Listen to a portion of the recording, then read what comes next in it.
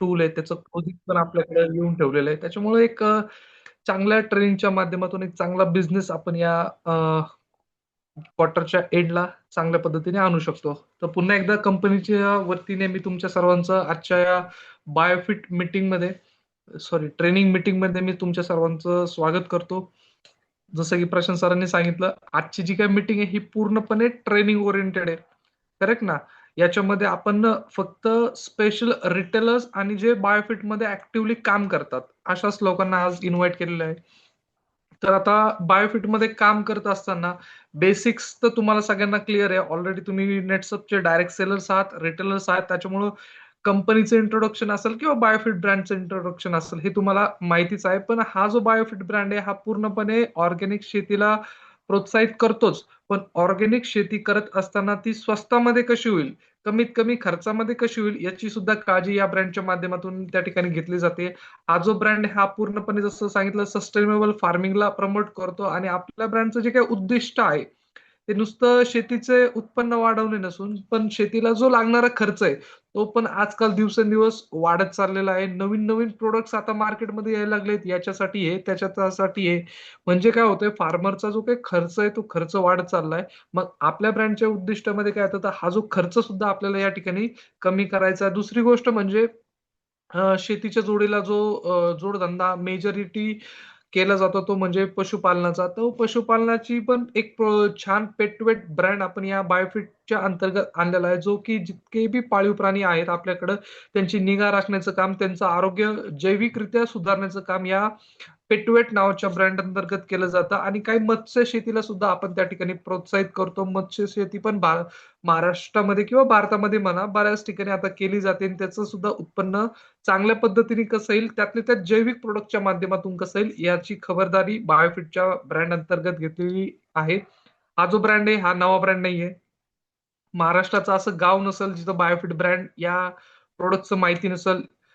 जर ब्रँड नसेल माहित तर स्टिमरीज तर सगळ्यांनाच माहिती. पण स्टिमरीज नसेल माहित तर हिरवी बाटली सगळ्यांनाच माहिती. त्याच्यामुळं महाराष्ट्राच्या कानाकोपऱ्यात पोहोचलेला हा जो ब्रँड आहे, जवळजवळ 2.6 करोड पेक्षा जास्त प्रॉडक्ट्स आपण या बायोफिटच्या माध्यमातून या शेतकऱ्यांना दिलेले आहे. हा जो ब्रँड आहे हा पूर्णपणे लीगल, लायसन्स, सर्टिफाईड आणि ट्रायल अँड टेस्टेड आहे. याच्यामध्ये ऑर्गॅनिकसाठी जे काही सर्टिफिकेशन लागतात, ऑर्गॅनिक प्रोडक्ट विक्रीसाठी म्हणा किंवा ऑर्गॅनिक प्रोडक्ट विकण्यासाठी कंपनीला लागणारे जे काही सर्टिफिकेशन्स आहेत, ते सर्टिफिकेशन सुद्धा या ब्रँडला पूर्णपणे प्राप्त आहे. विदाऊट सर्टिफिकेशन ऍज अ नेटसप आपण कुठलंही इलिगल प्रोडक्ट मार्केटमध्ये देत नाही.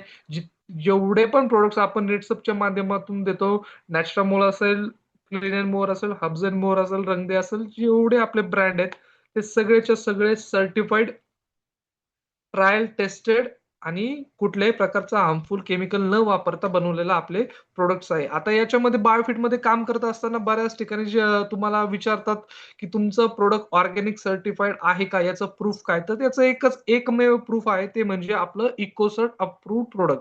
म्हणजे तुमचं प्रोडक्ट ऑर्गॅनिकली सर्टिफाईड आहे याचा जर दाखला द्यायचा असतो, इतर कुठल्याही कंपनीला किंवा मार्केटमध्ये मागितला जातो, तो दाखला म्हणजे आपला इकोसर्टचं सर्टिफिकेशन आहे. हे एकमेव सर्टिफिकेशन सर्टिफाईड करतं, की तुमचा जो काही ब्रँड आहे किंवा तुमचे जे काही प्रोडक्ट आहे हे पूर्णपणे ऑर्गॅनिकली सर्टिफाईड आहे.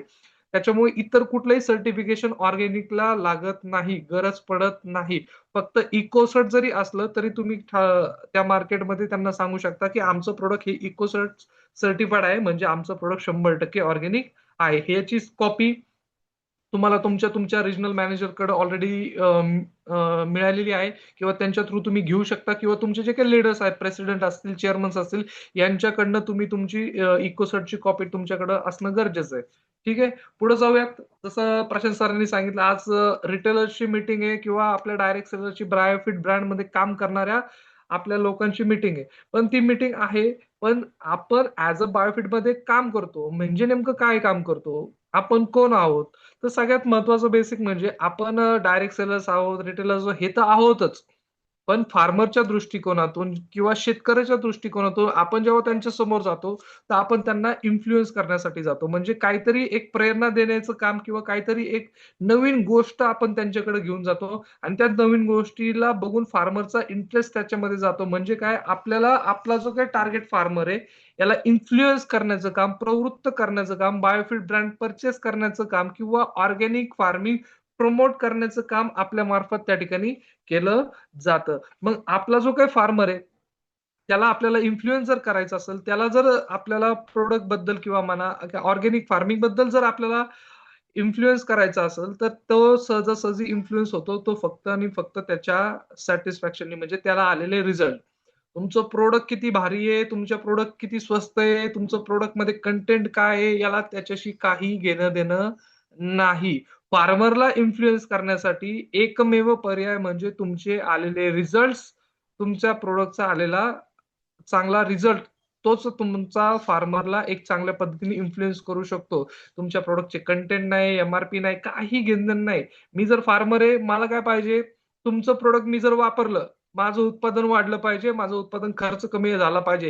हे 2च उद्दिष्ट त्या फार्मरला असतील आणि हे 2 उद्दिष्ट जेव्हा आपण कंप्लीट करतो, त्यावेळेस तो फार्मर सॅटिस्फाय होणार आहे आणि त्यावेळेस तो तुम्हाला एक पॉझिटिव्हली सेल तुम्हाला त्या ठिकाणी जनरेट होणार आहे. त्याच्यामुळं आपलं हे काम हे फक्त फार्मरला प्रॉडक्ट विकण्याचं नसून, तर त्या फार्मरला प्रवृत्त करण्याचं काम आहे. त्या फार्मरचा उत्पादन खर्च कमी करण्याचं काम सुद्धा आपल्याला या ठिकाणी करायचं आहे. आता हे इन्फ्लुअन्स करत असताना फार्मरच्या ज्या काही बेसिक समस्या आहेत, त्या सुद्धा आपल्याला थोड्याशा माहिती असणं गरजेचं आहे. आपल्याला फार्मरच्या समस्या माहीत नाही आणि आपण डायरेक्ट शेतकऱ्याला प्रॉडक्ट विकायला चाललोय, हे थोडंसं ताळमेळ बसत नाही. त्याच्यामुळे बायोफिटमध्ये काम करत असताना शेतीच्या करंट समस्या आपल्याला जाणून घेणं गरजेचं आहे आणि त्या समस्याचं समाधान म्हणजे आपण ऑलरेडी दिलेलं आहे. बायोफिट ब्रँडच्या अंतर्गत. त्याच्यामुळे ह्या काही छोट्या-छोट्या समस्या असतात. त्या समस्या आपल्याला नीट कळायला पाहिजे. त्याला आलाय फंगलचा अटॅक आणि औषध दिलंय व्हायरसचं. त्याच्यामुळं प्रॉब्लेम जर व्यवस्थित कळाला, तर सोल्युशन परफेक्ट जातं. त्याची समस्या काय आहे? त्याची समस्या त्याच्या झाडावर आलेली बुरशी. ही समस्या जरी आपल्याला कळली ना, आपल्याकडे समाधान रेडी आहे. नेटसपनी 23 वर्ष झाले बायोफिटच्या माध्यमातून आपण काम करतोय. 23 वर्ष असंख्य फार्मर्सला एक सोल्युशन देण्याचंच काम केलेलं आहे. आणि याचा फक्त एक प्रॉब्लेम आयडेंटिफाय करायला आपल्याला फक्त जमलं पाहिजे आणि तो जमलं सोल्युशन कंपनीने दिलेलं आहे. Already trial end tested solution तुमच्या हातामध्ये आहे. आता हे करत असताना आपल्या प्रॉडक्टचं बरेच जण मला फोन करतात, की विचारतात, "सर आम्हाला थोडंसं टेक्निकल नॉलेज द्या किंवा आम्हाला प्रॉडक्टचे कंटेंट सांगा, अमुक सांगा, तमुक सांगा." बघा कुठलाही सेल करण्यासाठी किंवा कुठलीही गोष्ट विकण्यासाठी आपल्याला त्या प्रॉडक्टचं टेक्निकल नॉलेजपेक्षा आपल्याला त्या प्रॉडक्टचे यू-एस-पीज माहिती पाहिजे. म्हणजे युनिक सेलिंग पॉइंट्स आपल्याला माहिती असणं गरजेचं आहे. बघा मित्रांनो, आपण गाडी घ्यायला जातो. गाडी कोण बनवतं? गाडी बनवतात इंजिनिअर. पण तो विकणारा कोण असतो? तो डीलर असतो. करेक्ट ना? इंजिनिअरला त्याचं नट, बोल्ट, फिट-बीट कुठलं इंजिन आहे, किती स्ट्रोकचं हे सगळं माहिती असतं. पण जेव्हा आपण गाडी शोरूमला घ्यायला जातो, तो डीलर आपल्याला हे सगळे टेक्निकल गोष्टी न सांगता, त्या ज्या गाडीचे आहेत, ते यू-एस-पीच त्या ठिकाणी सांगत असतो. त्यासाठी हे यू-एस-पी आपल्याला आपल्या ब्रँडची माहिती असणं गरजेचं आहे. दुसरं एक्झाम्पल घेतो मॅगीचं. तुम्ही सगळेजण मॅगी खाता, खाऊ घालता. पण या मॅगीचं हे असतं कधी मॅगीने त्यांची टेक्निकल गोष्टी सांगितल्या, की आम्ही या क्वालिटीचे गहू वापरले, या क्वालिटीचा नूडल्स वापरले, या क्वालिटीचा मसाला वापरला. मॅगीचा मसाला अजून कोणाला माहीत नाही. हे काय झालंय, ह्या त्यांच्या टेक्निकल गोष्टी झाल्या. पण मॅगीचा यू काय आहे? तर तो 2 मिनिटात तयार होते. म्हणजे काय इथं त्यांनी टेक्निकल गोष्टीकडे न देता त्यांनी एक त्यांच्या प्रॉडक्टचा सेट केला आणि त्या यू-एस-पीच्या जोरावर आज आपलं अख्खं मार्केट त्या ठिकाणी कॅप्चर केलंय. शेती बाबतीत पण तेच आहे. तुम्हाला तुमच्या प्रॉडक्टचा ॲक्चुअल यू माहिती पाहिजे. तुमचं प्रॉडक्ट कशासाठी काम करतं आणि ते कशा पद्धतीने दिलं पाहिजे. एवढं जरी कळालं ना, एक चांगला बिझनेस आपण याच्या माध्यमातून करू शकतो. कारण की जे काही प्रॉब्लेम असतात, हे छोटे-छोटे प्रॉब्लेम असते. फक्त आयडेंटिफाय करून त्याला राइट फिटला राइट जर आपण दिलं, तर निश्चितच एक चांगला सेल आपण त्या ठिकाणी जनरेट करू शकतो. त्यामुळं मेजर फोकस हा आपला कशावर असला पाहिजे? युनिक सेलिंग पॉइंट आहेत. मग आपल्या बायोफिटचे युनिक सेलिंग पॉइंट्स कुठले आहेत? काय आहेत? आणि थोडेसे टेक्निकल पॉइंटची जोड आपण घेऊन आजचं एक पुढचं ट्रेनिंग बघणार आहोत. आता झाला. पण सोबत बायोफिटमध्ये जेव्हा तुम्ही ॲक्टिव्हली काम करता, एक सगळ्यात मोठं हत्यार आपल्याकडे असतं ते म्हणजे आपलं डेमॉन्स्ट्रेशन. ज्याला करता येतो त्याला बायोफिट चांगल्या पद्धतीने विकता येतं, चांगला सेल काढता येतो. ही काळ्या दगडावरची पांढरी रेष आहे असं समजा. कारण की डेमो हा समाजातल्या प्रत्येक ठिकाणी दिला जातो. प्रत्येक ठिकाणी इव्हन हातगाडीवर जरी आपण सफरचंद घ्यायला गेलो तो एक फाक कापून देतो आपल्याला आणि म्हणतो, "साहेब हे सफरचंद चाखून बघा, मग तुम्ही सफरचंद घ्या."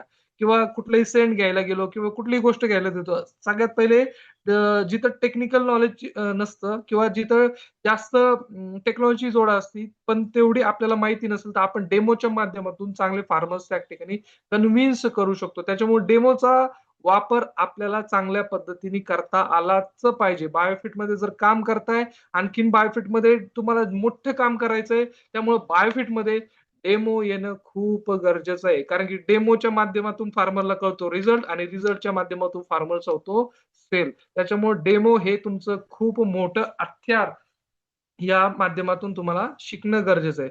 दुसरी महत्त्वाची गोष्ट जेव्हा आपण म्हणतो बायोफिटमध्ये काम करत असताना काही बेसिक गोष्टी तुम्हाला अंडरलाईन करून ठेवायच्यात किंवा ह्या गोष्टी तुम्हाला करायलाच पाहिजे. कारण की बायोफिटमध्ये काम करताना आपण आज आत्तापर्यंत 2.5 करोडपेक्षा जास्त प्रॉडक्ट्स मार्केटमध्ये दिलेले आहेत. पण जेव्हा आपल्या जुन्या डायरेक्ट सेलरचा काही अभिप्राय घेतला जातो किंवा जुन्या डायरेक्ट सेलर्सला विचारलं जातं, पुन्हा-पुन्हा त्याच-त्याच गोष्टी त्यांना रिपीट का कराव्या लागतात? कारण की त्यांना जो काही सेल केलेला आहे, तो वन टाईम सेल त्या ठिकाणी झालेला आहे. त्याच्यावर पुन्हा फॉलोअप असेल किंवा पुन्हा त्याच्यावर काम झालेलं नसतं.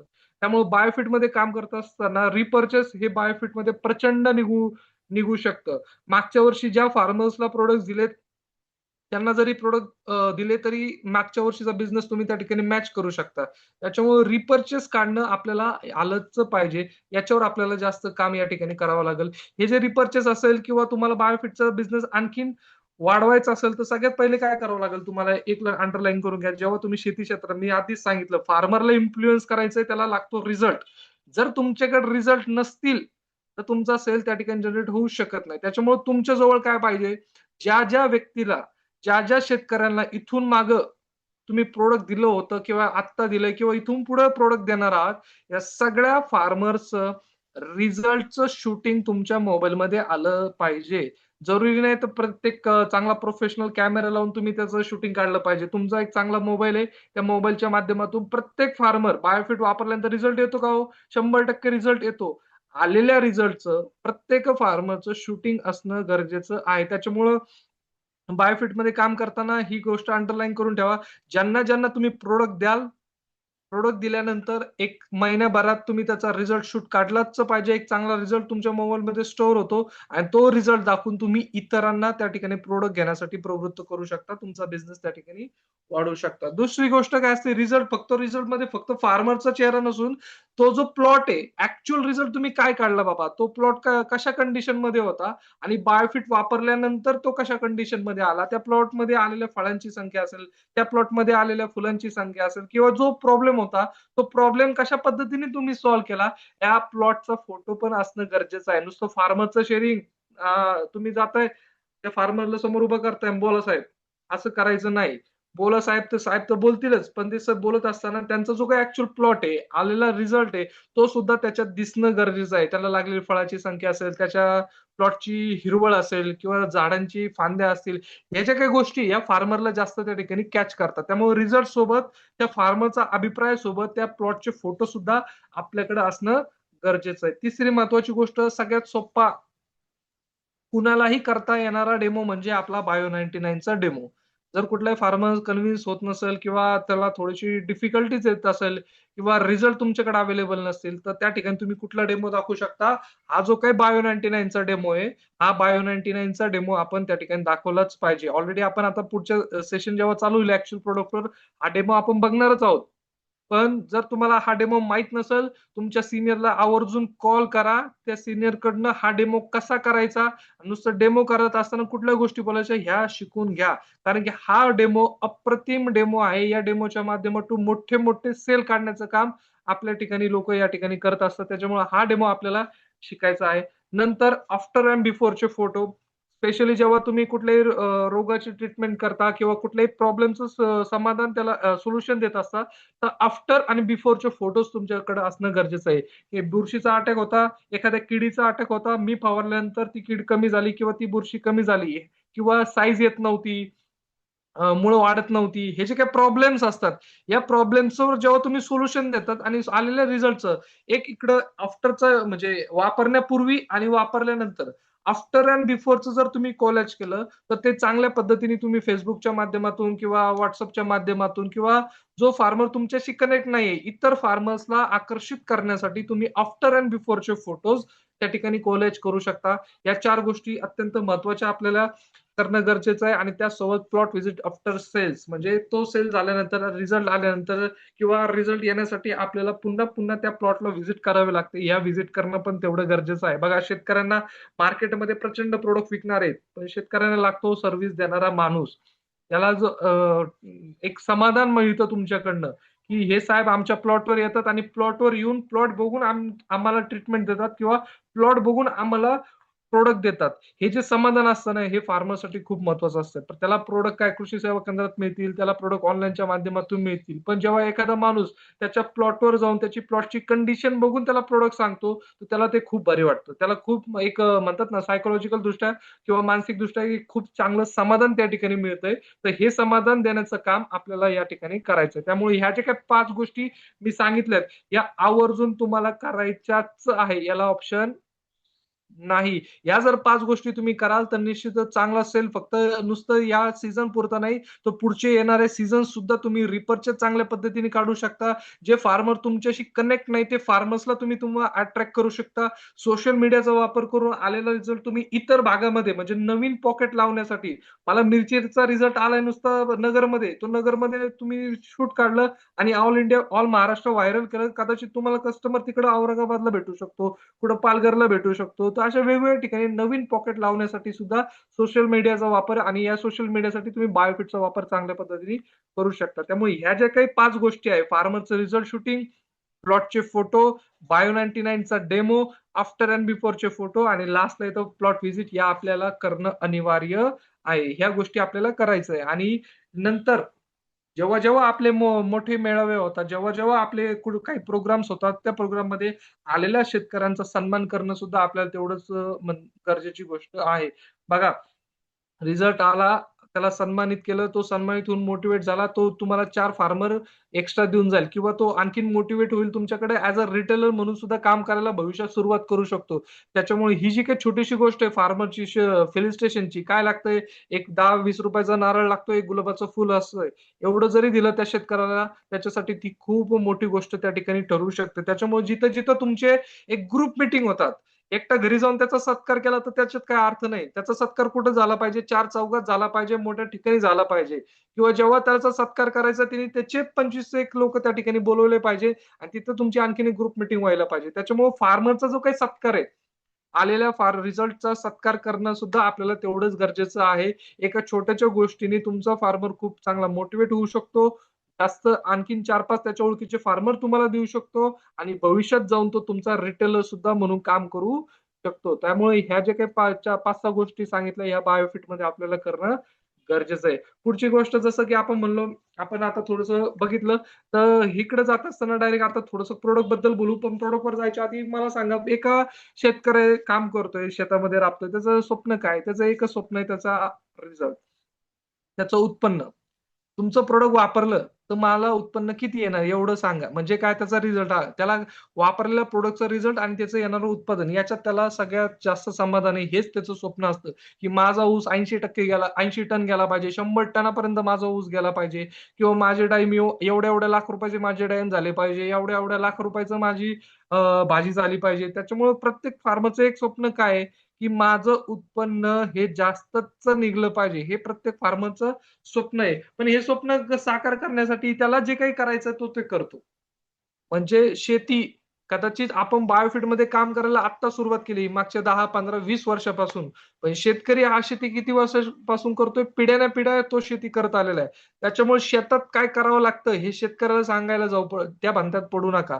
उत्पन्न वाढवण्यासाठी ज्या गोष्टी लागतात त्या तो शेतकरी करत असतो. फक्त त्याला जोड द्यायची आपल्याला बायोफिटची. आता काय करावं लागतं उत्पन्न वाढीसाठी? चॅटमध्ये सांगू शकता तुम्ही. उत्पन्न जर मला वाढवायचं माझ्या शेतीचं, तर मला काय करावं लागेल? चॅटमध्ये रिप्लाय करा. बघूयात. जर मला माझ्या शेतीचं उत्पादन वाढवायचंय, काय-काय करावं लागेल? प्रशांत सर चॅट इनेबल आहे ना? हो आहे. काही जण म्हणतात गुड मेडिसिन द्यावं लागतील म्हणजे चांगले औषधं त्या ठिकाणी वापरावी लागतील. आणखीन काय करावं लागेल?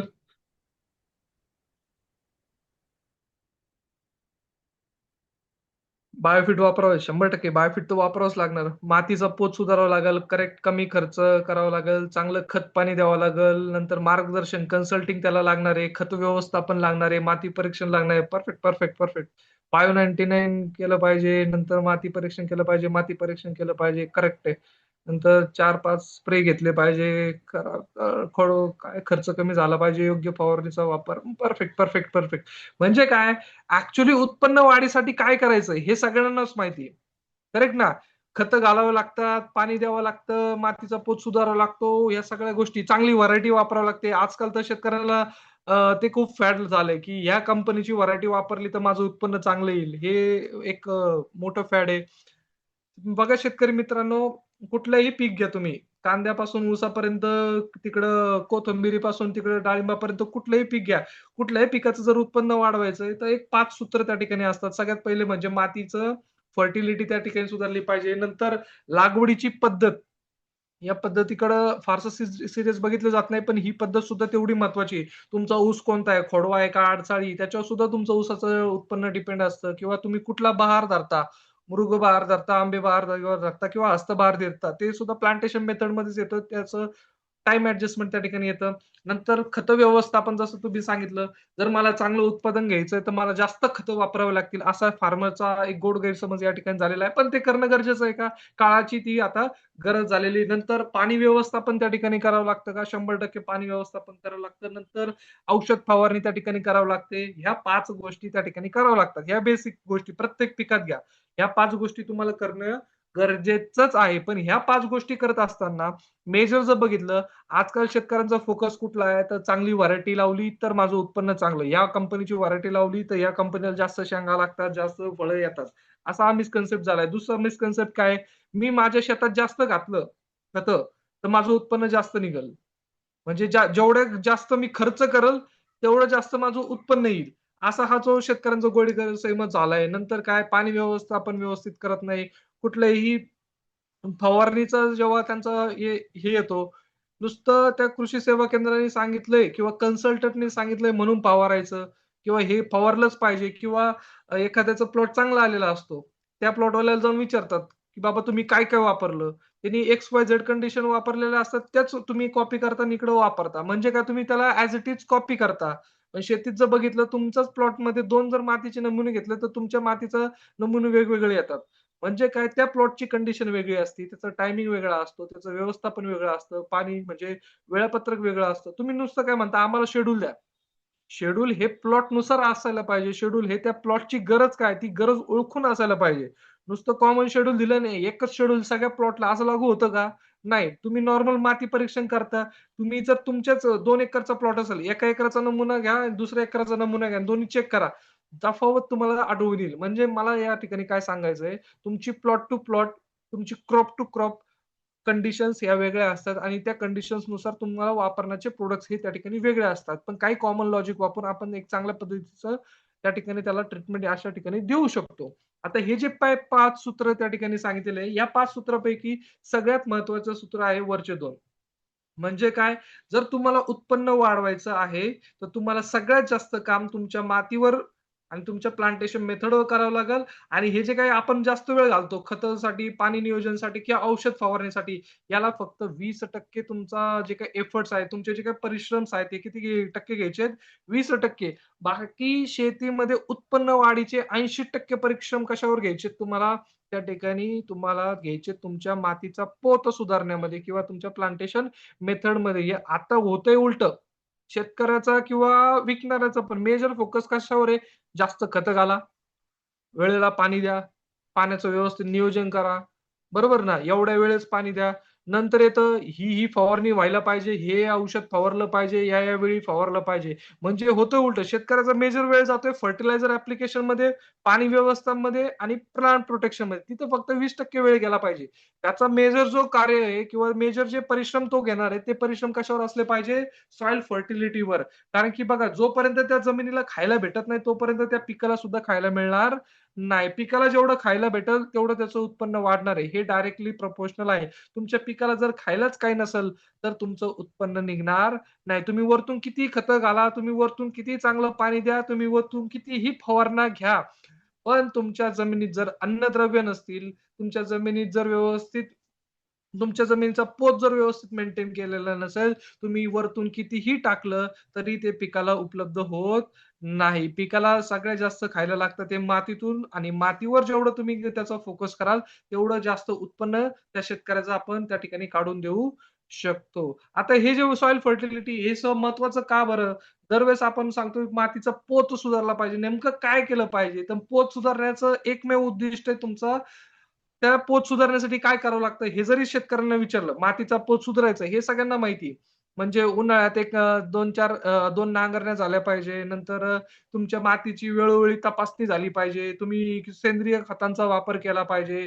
तुम्ही एक ते काय म्हणतात त्याला ग्रीनरीचं क्रॉप केलं पाहिजे. नंतर क्रॉप रोटेशन केलं पाहिजे. नंतर एकात्मिक लागवड पद्धतीचा वापर केला पाहिजे. नंतर प्रॉपर फर्टिलायझरचा वापर त्या ठिकाणी टिलेजचा वापर त्या ठिकाणी केला पाहिजे. अशा बऱ्याचशा गोष्टी आहेत, ह्या माती पोत सुधारण्यामध्ये कार्य करतात. नक्कीच ह्या कार्य करतात. पण मातीचा पोत म्हणजे काय? किंवा मातीचा पोत सुधारायचा म्हणजे नेमकं काय करायचंय? तर मेजर फोकस असतो आपला मातीचा ऑर्गॅनिक कार्बन वाढवण्यामध्ये.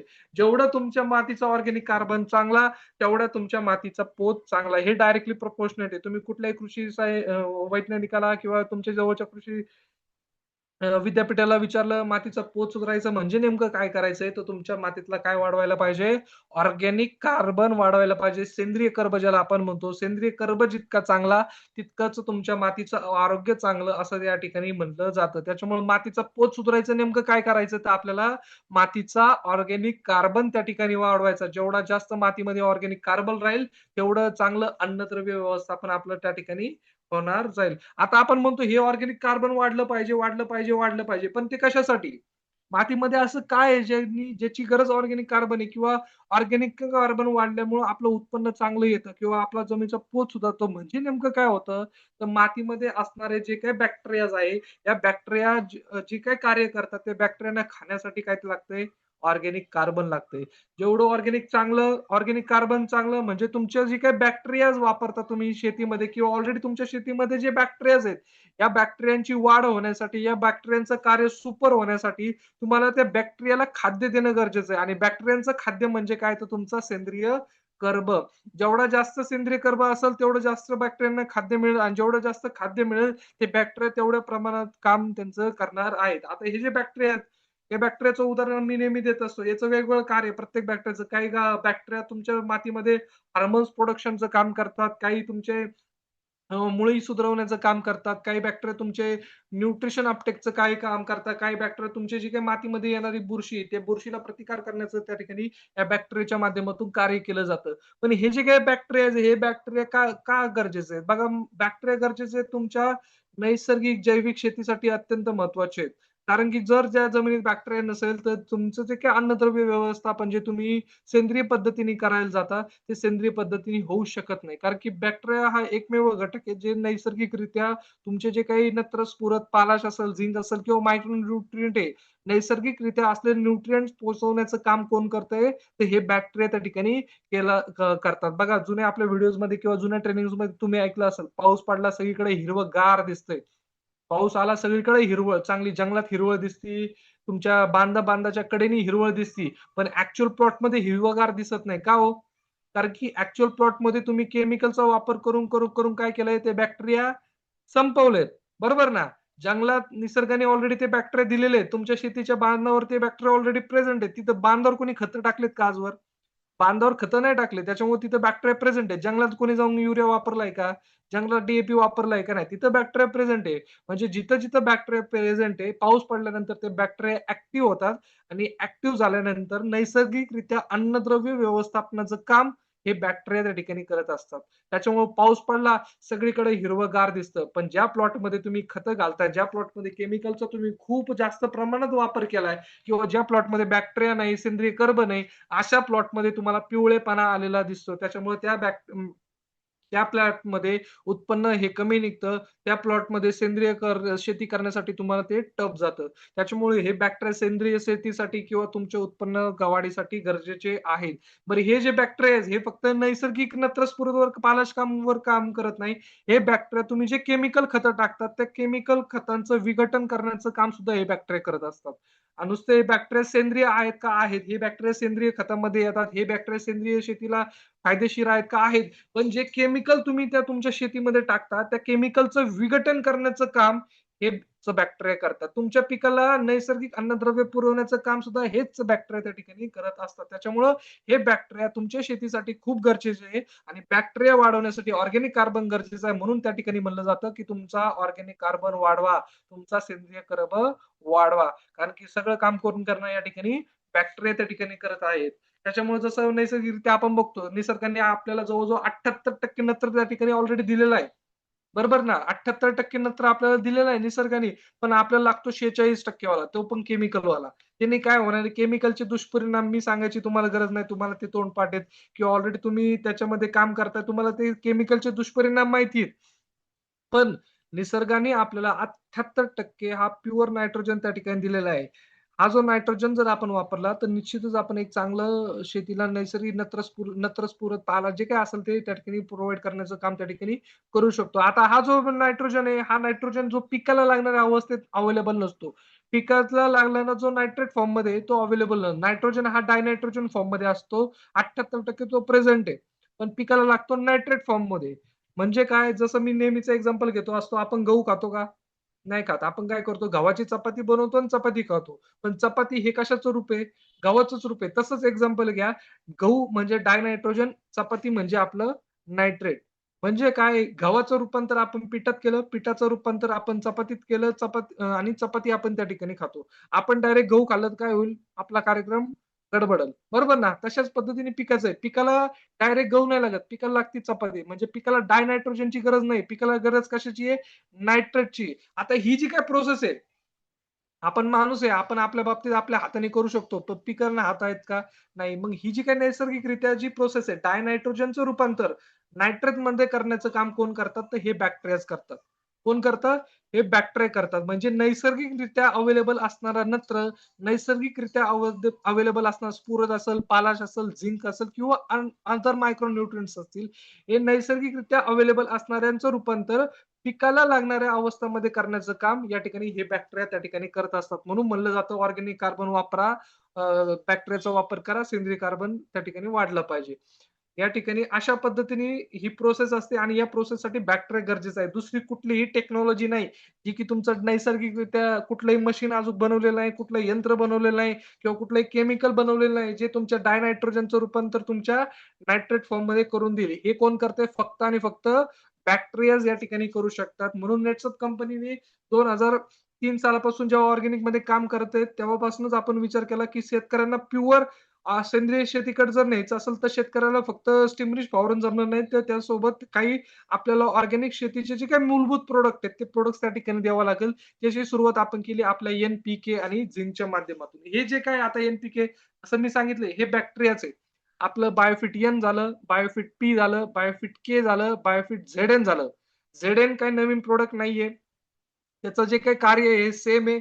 कुठलंही रॉकेट सायन्स नाही, वेगळी कार्यपद्धती नाही. नत्र स्फुरत पाला जे आपलं नेटसपचं आहे, त्याच्यासोबत एक्स्ट्रा एक प्रॉडक्ट तुमचं वाढलंय. जिथं तुम्ही ऑलरेडी आधी 3 प्रॉडक्ट देत होता, तिथं आता 4थं प्रॉडक्ट ॲड झालंय. ते म्हणजे आपलं बायोफिट झिंक. म्हणजे बायोफिट एन असेल, बायोफिट पी असेल, बायोफिट के असेल आणि बायोफिट झेड-एन असेल.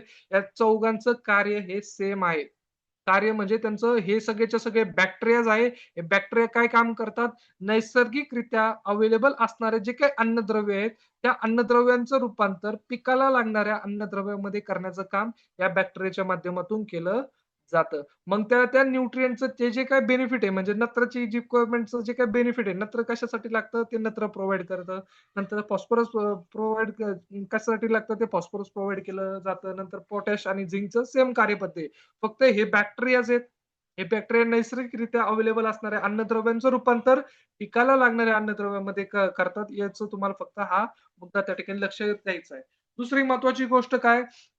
यामध्ये याचं कॉन्सन्ट्रेशन आणि याची जी काही स्पेसिस आहे, ही खूप रेअर आहे. म्हणजे मार्केटमध्ये अझोटोबॅक्टर हे मी विकलं जातं का?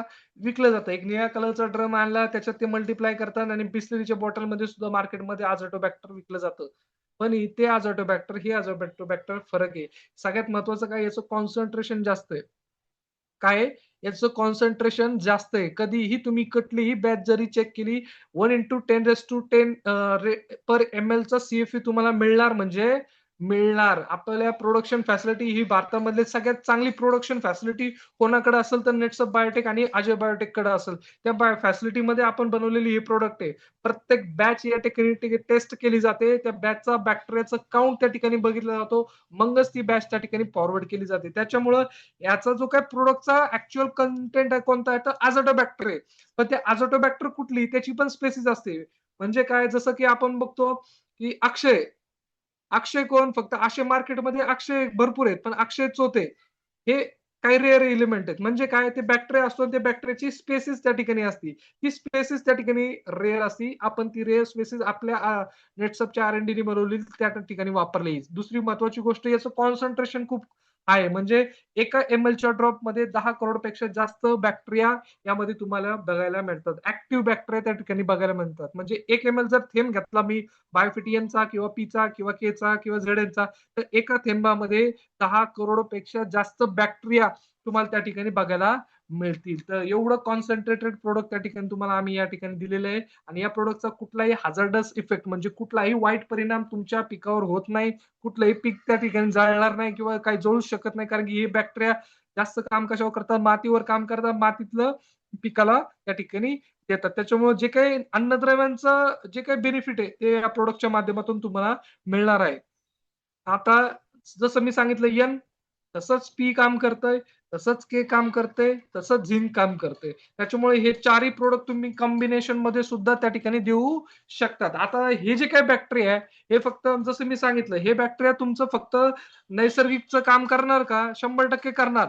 पण नैसर्गिक सोबत जेव्हा तुम्ही केमिकलचे खतं घालता, ते केमिकलचे खतं 80% पिकाला लागूच होत नाही. म्हणजे काय जेव्हा तुम्ही DAP घालता, SSP घालता, MOP घालता किंवा अदर अदर जे खतं घालतात, मेजरली बघायचं झालं तर याचं एक्झाम्पल देतो. युरियाची गोणी कितीला भेटते? चॅटमध्ये सांगा युरियाची गोणी कितीला भेटते? एक सिंपल उदाहरण तुम्हाला देतो.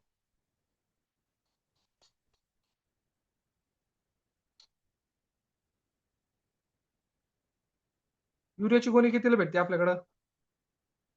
चॅटमध्ये रिप्लाय करा.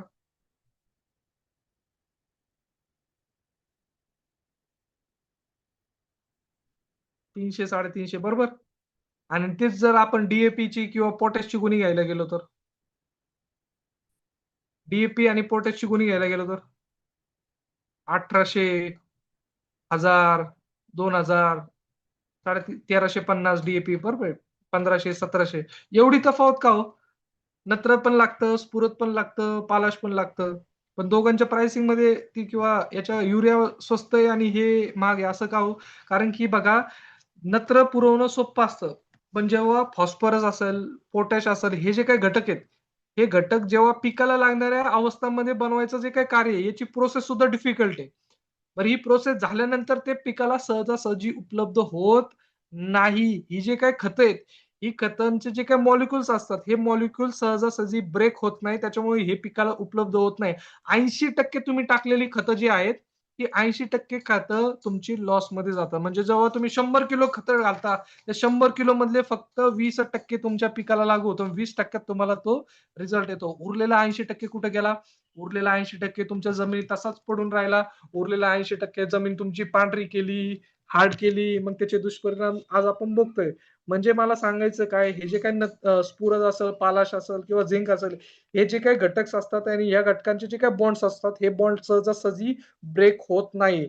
आता आपले जे काही बॅक्टेरिया आहेत, नेटसपचे बायोफिट म्हणा, बायोफिट NPK, झेड हे जे काही बॅक्टेरिया आहेत, हे बॅक्टेरिया केमिकलचे जे काही बॉन्ड्स आहेत, म्हणजे तुमच्या जमिनीत जे पडून असलेलं खत आहे, जे पिकाला 80% जे पिकाला उपलब्ध झालेलं नाही, या खताचं सुद्धा ब्रेकडाउन करण्याचं काम या ठिकाणी या बॅक्टेरियाच्या माध्यमातून केलं जातं. हे बॅक्टेरिया जमिनीमध्ये त्यांचं कार्य करत असताना वेगवेगळे ऑर्गॅनिक ऍसिड तुमच्या जमिनीमध्ये रिलीज करतात आणि या ऍसिडच्या माध्यमातून तुमची जी काही खतं आहे, ऑर्गॅनिक ऍसिडच्या माध्यमातून तुमची जी काही उरलेली खतं तुमच्या जमिनीत पडून असलेली खतं आहे, ही खतं पिकाला उपलब्ध करून देण्याचं काम त्या ठिकाणी करतात. त्याच्यामुळे बघा तुमचे जे काही जुने सिनियर्स त्यांना विचारा, बायोफिट हे जर तुम्ही केमिकलच्या 7 ते 8 दिवसानंतर दिलं, तर तुम्हाला आणखीन भन्नाट रिझल्ट त्या ठिकाणी बघायला मिळतात. म्हणजे काय केमिकल दिल्यानंतर केमिकल लागू होणार 20% पण उरलेले जे काही 80% केमिकल तुमच्या जमिनीत पडू नये किंवा उरलेलं अन्नद्रव्य जे तुमच्या जमिनीत पडू नये ते सुद्धा ब्रेकडाऊन करून तुमच्या जमिनीला त्या ठिकाणी लागू होतं. म्हणजे काय,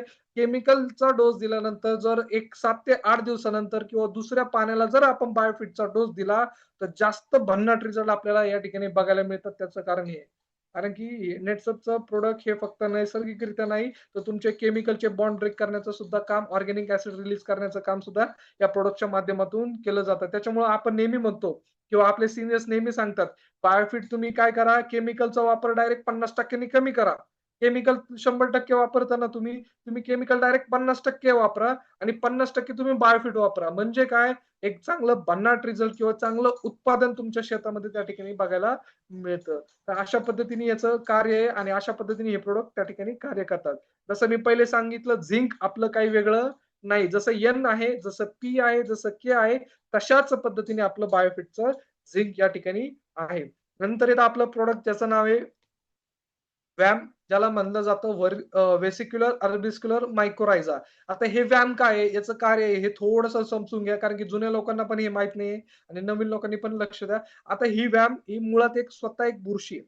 हे प्रॉडक्ट काय आहे? स्वतः एक बुरशी आहे. पण ही चांगली बुरशी आहे. जमिनीमध्ये 2 प्रकारच्या बुरशी असतात. जी पिकाला हानिकारक असते आणि एक पिकाला चांगली असते. ही चांगली बुरशी आहे. ही चांगली बुरशी दुसऱ्या वाईट बुरशीला एक तर येऊ देत नाही. कारण की बुरशीचं जीवनचक्र पूर्ण करण्यासाठी बुरशीला सुद्धा काय लागतं, तिचं अन्नद्रव्य लागतात. त्याच्यामुळे मेजर अन्नद्रव्य ही बुरशी खाते. त्याच्यामुळे व्हाईट बुरशीला जागा भेटत नाही. व्हाईट बुरशीला त्या ठिकाणी अन्नद्रव्य मिळत नाही. त्याच्यामुळे व्हाईट बुरशीचा प्रादुर्भाव त्या ठिकाणी तुम्हाला कमी दिसतो. त्याच्यामुळे या प्रॉडक्टचा फायदा काय आहे? व्हाईट बुरशीला येऊ देत नाही. व्हाईट बुरशीला तिची वाढ होऊ देत नाही. दुसरं म्हणजे याचा वापर काय आहे? तर ही बुरशी तुमच्या मुळांना जाऊन चिटकते. कशाला जाऊन चिटकते? मुळांना जाऊन चिटकते आणि चिटकल्यानंतर आपलं नेटसपचं जसं नेटवर्क आहे, तसं तिचं स्वतःचं नेटवर्क वाढवण्याचं काम त्या ठिकाणी केलं जातं. म्हणजे काय, जसं आपण बघतो अ, एक फोटो दाखवतो. हे बघा या इमेजमध्ये पिंक कलरचं काय आहे, तर पिंक कलरचं व्हॅम आहे. इकडं व्हॅम वापरलेलं नाही, इकडं व्हॅम वापरलेलं आहे. हे जे काही हिरवी मुळी आहे, ही नॉर्मल झाडाची मुळी. पण जेव्हा आपण व्हॅम देतो, हे पिंक कलरचं, हे मुळी पिकाला जाऊन कर्सर दिसतोय का प्रशांत सर माझा? ही जी काही पिंक कलरची हे दिसते ही व्हॅम आहे. ही काय करते, ही आपल्या मुळीला जाऊन चिटकती आणि मुळीला जाऊन चिटकल्यानंतर मुळांपेक्षाही फास्ट अन्नद्रव्य खेचून घेण्याचं काम या ठिकाणी केलं जातं. मुळांपेक्षा जास्त फास्ट पाणी खेचून घेण्याचं काम त्या ठिकाणी केलं जातं. म्हणजे काय, ही मुळी तुमच्या ही जी काही बुरशी आहे, दुसऱ्या बुरशीला तर येऊ देत नाही. पण आलेले जे काही अन्नद्रव्य आहेत, हे अन्नद्रव्य फास्ट शोषून घेण्याचं काम, पाणी फास्ट शोषून घेण्याचं काम या ठिकाणी या मुळीच्या माध्यमातून केलं जातं. त्याच्यामुळे चांगले रिझल्ट तुम्हाला या प्रॉडक्टच्या वापरानंतर त्या ठिकाणी बघायला मिळतात. सगळ्यात पहिला फायदा काय? Increase resistance to foliar pathogens. म्हणजे काय? ही बुरशीमुळं तुमचे दुसरी जी काही हार्मफुल म्हणजे जी काही दुसरी बुरशी येणार होती, त्या बुरशीला प्रतिकार करण्याचं काम या प्रॉडक्टच्या माध्यमातून केलं जातं. आता ही बुरशी तिचं नेटवर्क स्थापित केलंय, तिचे मुळ्या पसरवल्यात तिने. त्याच्यामुळे जे काही थोडासा आपल्या 2 पाण्यामध्ये अंतर पडलंय, त्यावेळेस पिकाला पाणी पोहोचवण्याचं काम किंवा अन्नद्रव्य धरून ठेवण्याचं काम किंवा पाणी धरून ठेवण्याचं काम सुद्धा या ठिकाणी केलं जातं. तुमची जमीन जर खारट असेल, त्या खारट जमिनीत सुद्धा एक चांगली वाढ देण्याचं काम या प्रॉडक्टच्या माध्यमातून केलं जातं. न्यूट्रिशन तुमच्या जमिनीमधनं खेचून जास्त फास्ट तुमच्या पिकाला उपलब्ध करून देण्याचं काम या प्रॉडक्टच्या माध्यमातून केलं जातं. तर अशा पद्धतीने हे प्रॉडक्ट काम करतं. मित्रांनो, खूपच चांगले मागच्याच आपण दीड महिना झाला हे प्रॉडक्ट मार्केटमध्ये लॉन्च केलं आणि दीड महिन्यामध्ये 10,000 पेक्षा जास्त युनिट फक्त महाराष्ट्रामध्ये आपण विकलेले आहेत. किती 10,000 पेक्षा जास्त युनिट या सिंगल प्रॉडक्टचे आपण त्या ठिकाणी विकलेले आहे. खूप स्वस्त म्हणजे ₹375 मध्ये हे प्रॉडक्ट तुम्हाला शेतकऱ्याला एम-आर-पीमध्ये मिळतं. त्याच्यावर 25% डिस्काउंट वजा करा. म्हणजे एवढ्या स्वस्त हे प्रॉडक्ट तुम्हाला मिळतंय. दुसरी महत्त्वाची गोष्ट म्हणजे काय, सध्याच्या कंडिशनला खूप जास्त गरज आहे ह्या पिकांमध्ये. ज्या जमिनीत निचरा व्यवस्थित होत नाही, ज्या जमिनीत वर्षानुवर्षे बुरशीचा प्रादुर्भाव खूप जास्त प्रमाणात आहे, त्या जमिनीत हे प्रॉडक्ट तुम्ही चांगलं वापरू शकतात. आणि सगळ्यात महत्त्वाचं काय, तुम्ही दिल्यानंतर 7 ते 8 दिवसानंतर ते जे झाड जर उपटून बघितलं, छोटंसं एखादं, तर हिची मुळी म्हणजे तुम्हाला बघायला मिळते. पांढऱ्या कलरचं एक चांगलं जाळं तुम्हाला त्या ठिकाणी या प्रॉडक्टच्या माध्यमातून बघायला मिळतं. म्हणजे काय, तुम्हाला ॲक्चुअल शेतकऱ्याला या प्रॉडक्टचा रिझल्ट म्हणजे तुम्हाला लगेच दाखवता येतो. मी आज प्रॉडक्ट टाकलं, पुढच्या 7 दिवसानंतर तर झाड उपटून दाखवलं, तर या व्यायामच्या जे काही पांढऱ्या-पांढऱ्या मुळ्या आहेत, तुम्हाला ॲक्चुअल त्या ठिकाणी बघायला मिळतील. एवढं स्ट्राँग हे प्रॉडक्ट त्या ठिकाणी काम करतं. दुसरी महत्त्वाची गोष्ट काय, हे जे प्रॉडक्ट बनवलंय, हे आपण जेल फॉर्ममध्ये बनवलंय. कशा फॉर्ममध्ये बनवलंय?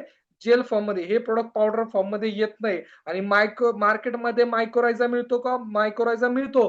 पण तो पावडर फॉर्ममध्ये मिळतो आणि पावडर फॉर्ममध्ये बनवताना तो जो काही ॲक्टिव्ह स्पोर्स असतात त्या बुरशीचे ते कमी होतात. याचे तुम्हाला गॅरंटेड 1200 स्पोर्स एका ग्रॅममध्ये त्या ठिकाणी मिळून जातं. एवढं स्ट्राँग जेल फॉर्ममध्ये आपण दिलेलं आहे आणि जेल फॉर्ममध्ये सहसा मार्केटमध्ये मिळत नाही. मिळालं ते खूप महाग यामध्ये मिळतंय. म्हणजे 100 ग्रॅमची मार्केटमधल्या जेल व्यायामची जर तुम्ही किंमत बघितली, ते तुम्हाला जातंय ₹500-600 पर 100 ग्रॅम. आपलं जर बघितलं 375 एम-आर-पीमध्ये तुम्हाला हे प्रॉडक्ट त्या ठिकाणी बघायला मिळतंय. त्यामुळं अतिशय स्वस्त आणि चांगले रिझल्ट देण्याचं काम या प्रॉडक्टच्या माध्यमातून आपण केलेलं आहे. त्याच्यामुळे हे नवीन प्रॉडक्ट आहे. नवीन जरी असलं, बिनधास्त डोळे झाकून तुम्ही हे प्रॉडक्ट मार्केटमध्ये पेनिट्रेट करायला सुरुवात करा. व्हिजिबल रिझल्ट विथिन 7 डेज तुम्हाला या ठिकाणी बघायला मिळतील. याचं कार्य मी तुम्हाला आता या स्लाइडमध्ये सांगितलंय. आपण थोडंसं पुढे जाऊयात. व्यायाम बघितला आपण. नंतर येतं आपलं जुनं आणि बऱ्याच जणांचं आवडतं प्रॉडक्ट म्हणजे सॉइल हेल्थ एन्हान्समेंट टेक्नॉलॉजी. याच्या नावातच याचे कार्य आहे. म्हणजे काय मातीचं आरोग्य सुधारवण्याचं एक तंत्र आपण या ठिकाणी दिलंय. हे वापरल्यानंतर तुमच्या मातीचे जे काही भौतिक गुणधर्म असतील, रासायनिक गुणधर्म असतील किंवा जैविक गुणधर्म असतील, हे जैविक गुणधर्म वाढवण्याचं काम या प्रॉडक्टच्या माध्यमातून केलं जातं. सेंद्रिय कर्ब वाढवण्याचं काम केलं जातं. या प्रॉडक्टमध्ये सुद्धा आपण बॅक्टेरियाचा वापर केलेला आहे. हे बॅक्टेरिया जमिनीमध्ये सतत कार्य करत असतात. फर्मेंटेड पद्धतीने ते बॅक्टेरिया त्या ठिकाणी वाढत असतात. त्याच्यामुळे या प्रॉडक्टचे चांगले रिझल्ट तुम्हाला त्या ठिकाणी बघायला मिळतात. हे प्रॉडक्टचा वापर केल्यानंतर नंतर हे जे बॅक्टेरियाज आहेत, हे बॅक्टेरिया काही प्रमाणात काही हार्मोन्स सिक्रेशन्स करतात आणि हे हार्मोन्स फवारणीसाठी तुम्हाला कामं येतात. त्यामुळे या प्रॉडक्टचा वापर तुम्ही पाण्यातूनही करू शकता आणि फवारावरून सुद्धा करू शकता. बऱ्याच जणांनी मला प्रश्न विचारला होता, व्यायाम फवारायला वापरायचंय का? व्यायाम फवारायला अजिबात वापरायचं नाही. व्यायामचं कार्य कुठे आहे? जमिनीत. त्याच्यामुळे याचा वापर कशात करायचा आहे? जमिनीत करायचा. पण शेत नावाचं प्रॉडक्ट हे तुम्ही फवारायला पण वापरू शकता आणि जमिनीतही वापरू शकता. कॉम्बिनेशनमध्ये दिलं तर अतिशय उत्तम राहणार आहे. मातीच्या तिन्ही प्रॉपर्टीवर काम करतं. पिकाच्या वेगवेगळ्या अवस्थांमध्ये तुम्हाला रिझल्ट देण्याचं काम या प्रॉडक्टच्या माध्यमातून केलं जातं. आता ही जी फोटो आहे, हा फोटो कसला आहे? या फोटोमध्ये काय दिसतंय सांगा बरं चॅटमध्ये? प्रशांत सरांनी व्यायामची एक मराठीमधली पी-पी-टी ऑलरेडी चॅटमध्ये टाकली. जर म्हणजे तुम्ही त्या ठिकाणी डाउनलोड करून बघू शकता. हे चित्रामध्ये काय दिसतंय? खत दिसतंय, माती दिसतीये, काय दिसतंय? कावडंग बरोबर. काय दिसतंय हे? शेण याला काय म्हणतो आपण? शेण जे की आपण खात नाही. बरोबर ना? त्याच्यामुळं हे शेण आहे. बरोबर ना? मला सांगा ऑर्गॅनिक शेती करण्यासाठी बऱ्याचदा आपल्याला सांगितलं जातं शेणखत वापरा. काय वापरा? शेणखत वापरा. पण आपण काय वापरतो? आपण वापरतो शेण. शेणखत आणि शेण याच्यामध्ये जमीन आसमानचा फरक आहे मित्रांनो आणि शेतकऱ्यांचा गेम इथंच होतो. म्हणजे त्यांना सांगितलं जातं ते करतात. यामध्ये त्यांची चूक नाहीये. यामध्ये कृषी दर्शनी असेल किंवा कृषी विद्यापीठ असतील किंवा ॲग्रीकल्चर डिपार्टमेंट असेल, यांनी काय वापरायला सांगितलं आपल्याला? शेणखत वापरायला सांगितलंय. पण आपण काय वापरतो? आपण वापरतो नुसतं शेण. मित्रांनो, शेण नुसतं कच्चं शेण वापरण्याचे दुष्परिणाम या ठिकाणी तुम्हाला बघायला मिळतात. म्हणजे तुम्ही नुसतं जरी कच्चं शेण वापरलं, तर या कच्च्या शेणामधून काहीतरी गॅसेस त्या ठिकाणी रिलीज होतात. माहिती ना? आपल्याकडे घरात गोबर गॅस बनवला जातो. म्हणजे काय शेणापासून गॅस निर्मिती गव्हर्नमेंटकडनं सबसिडी येते तो फुगा लावायला. म्हणजे काय होतं त्या गोबरमधून वेगवेगळ्या प्रकारचे मिथेनयुक्त गॅसेस त्या ठिकाणी रिलीज केले जातात आणि या गॅसेसचा परिणाम तुमच्या मातीवर त्या ठिकाणी होत असतो. दुसरं म्हणजे काय, या शेणामध्ये अतर पॅथोजन असतात. काही शेणामध्ये बुरशीचा प्रादुर्भाव तुम्हाला बघायला मिळतो. वेगवेगळ्या बॅक्टेरियाचे स्पोर्स या ठिकाणी सापडतात. नंतर नायट्रोजन अस्थिरीकरणाचं काम या प्रॉडक्टच्या कच्च्या शेणामुळं केलं जातं. काय? नत्राचं जे काही कार्य चाललेलं आहे, ते कार्य बिघडवण्याचं काम या कच्च्या शेणामुळं केलं जातं. नंतर काय वेगवेगळ्या एक आंबट वास त्या शेणाच्या उकिरड्यावर येतो किंवा शेण असलं कच्च्या शेणाला त्या ठिकाणी असतो. त्या आंबट वासामुळे वेगवेगळे जे काही कीटक आहे, रसशोषक कीड आकर्षित करण्याचं काम त्या ठिकाणी केलं जातं. सॉइलला इम्बॅलन्स केलं जातं. दुसरं तुमचे जे काही झाड आहे, झाडाला एक जळपटपणा देण्याचं काम केलं जातं. अन्नद्रव्य व्यवस्थापनाचा जो काही फ्लो आहे, तो फ्लो केला जातो आणि काही प्रमाणात तुमच्या जमिनीचा जो काही पीएच आहे, तुमच्या जमिनीचा पीएच वाढवण्याचं सुद्धा काम कच्च्या शेणामुळे त्या ठिकाणी होतं. त्याच्यामुळं कच्चं शेण वापरल्यामुळं आपल्याला हे सारे दुष्परिणाम बघायला मिळतात. मित्रांनो, यामध्ये शेतकऱ्याची चुकी नाहीये, ना यामध्ये आपली चुकी आहे. ही जी चुकी आहे त्याला माहीत नसलेल्या प्रोसेसची. जर आपण ही प्रोसेस जर त्याला व्यवस्थित सांगितली, "बाबा तू कच्चं शेण वापरतोय, या शेणामुळं तुला 1, 2, 3, 4 दुष्परिणाम बघायला मिळतात आहे. हे 2, 3, 4 दुष्परिणाम जर तुला कमी करायचे असेल, आहे त्या शेणाचं रूपांतर कशात कर तू? शेणखतामध्ये कर आणि त्याच्यासाठी आपल्याकडे खूप छान प्रोडक्ट आहे. त्याचं नाव आहे बायोफिट कल्चर. हे प्रोडक्ट काय काम करणार आहे? तुमच्या शेणाचं रूपांतर कशात करून देणार आहे? शेण खतामध्ये रूपांतर करून देणार आहे. शेतकऱ्यांना काय सांगितलं जातं? शेण खत वापरा. कुठलंही कृषी डिपार्टमेंट सांगत नाही नुसतं शेण वापरा. शेणखत वापरण्यासाठी किंवा शेणखत तयार करण्यासाठी, घरच्या घरी चांगलं शेणखत बनवण्यासाठी तुम्ही या प्रॉडक्टचा वापर त्या ठिकाणी करू शकता. त्यामुळं शेतकऱ्यांना हे समजून सांगा, की शेणखतात नुसतं कच्चं शेण जर वापरलं त्यांनी, त्याचे XYZ दुष्परिणाम आहेत. ते दुष्परिणाम जर कमी करायचे आहेत, तर तुला या कल्चर प्रोडक्टचा वापर त्या ठिकाणी करायचा आहे. एक प्रोडक्ट जर वापरलं, कमीत कमी 45 ते 60 दिवसामध्ये घरच्या घरी तुम्ही एक चांगल्या पद्धतीचं शेणखत त्या ठिकाणी तयार करू शकता. आता याचा एक छान आलेला रिझल्ट तुमच्या समोर या ठिकाणी शेअर करतो. अ, आवाज येतोय की नाही प्रशांत सर फक्त मला तेवढं सांगा. स्क्रीनवर दिसतोय? हो. ही आवाज येतोय? डाळिंब उत्पादक भिकाजी ढासाळ. हा, येतोय. मित्रांनो, डाळिंब धरत असताना पिकाला पूर्णपणे कुजलेलं असलं पाहिजे आणि बिगर कुजलेलं जर शेणखत घातलं तर पीक भारी येत नाही. आणि मी नेहमी हा विचार करतो का पीक भारी आणण्यासाठी मी जैविक आणि ऑर्गॅनिकचा वापर करतो. तर मित्रांनो, ह्यावेळेस मी काय केलंय की जे शेणखत आहे, तर त्या शेणखतावर जी पुण्यातली नेटसप नावाची कंपनी आहे, तिचं शेतीविषयक बायोफ्युल ब्रँड यामधील कल्चरचा वापर केलाय आणि अवघे 45 ते 50 दिवसांमध्ये खत अगदी उत्कृष्ट प्रकारे कुजलेलं आहे, हे मी आपल्याला दाखवत आहे. तर बघा मित्रांनो, या अशा प्रकारे या ठिकाणी आपण 4 टेलर शेणखत कुजवण्यासाठी टाकलं होतं आणि हे टाकल्यानंतर याच्यामध्ये साधारण 5 लिटर वापर आपण ह्या ठिकाणी केलेला आहोत. हे जे आहे तर मित्रांनो कल्चरचा वापर केला होता आणि आज बघतोय का हे जे खत आहे शेणखत आहे तर हे पूर्णपणे या ठिकाणी बघा पूर्णपणे आणि या ठिकाणी गांडुळांचा सुद्धा या ठिकाणी बारीक सारीक गांडूळ हे बघा याच्यामध्ये गांडूळ दिसतोय. तर अशा प्रकारे याच्यामध्ये गांडूळ सुद्धा तयार झालेले आहे. म्हणजे बघा जे नेटसप कंपनी आहे तर तिने शेतीविषयक जैविक आणि ऑर्गॅनिक ब्रँड मध्ये जो प्रत्येक प्रकारचे प्रोडक्ट काढले तर खूप जबरदस्त असे काढलेले आहेत. तर बघा या ठिकाणी आपण हे जे बघतोय अगदी चहा पावडर सारखं कमी दिवसांमध्ये खत तयार झालेला आहे. तर हा जो बघतोय आपण तर हा असा जबरदस्त ब्रँड नेटसपचं कल्चरच्या वापराने अगदी कमी दिवसांमध्ये या ठिकाणी असं जबरदस्त असा रिझल्ट जबरदस्त असं खत या ठिकाणी तयार झालेलं आहे. बघा मित्रांनो, कुठेही जरी आपण हात घातला तर मस्तपैकी कुजलेलं शेणखत अगदी 45 ते 50 दिवसांमध्ये या ठिकाणी तयार झालेलं आहे. धन्यवाद.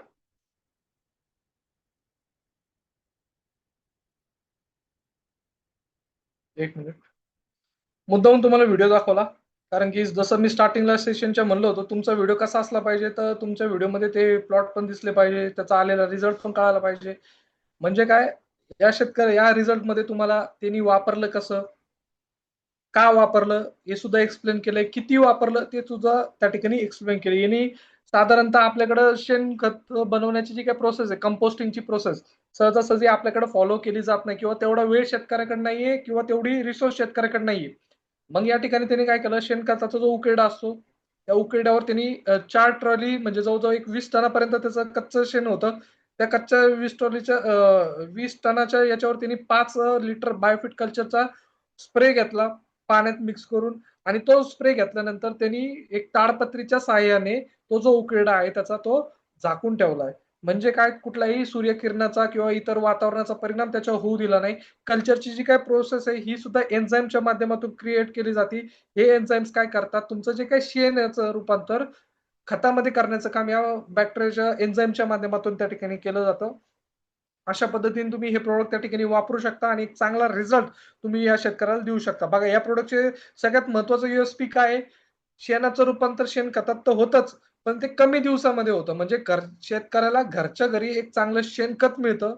या शेणखतामध्ये नुसतं ऑर्गॅनिक कार्बन नसतो, तो या शेणखतामध्ये नत्र, स्फुरद, पालाशचं पण प्रमाण त्या ठिकाणी आढळतं.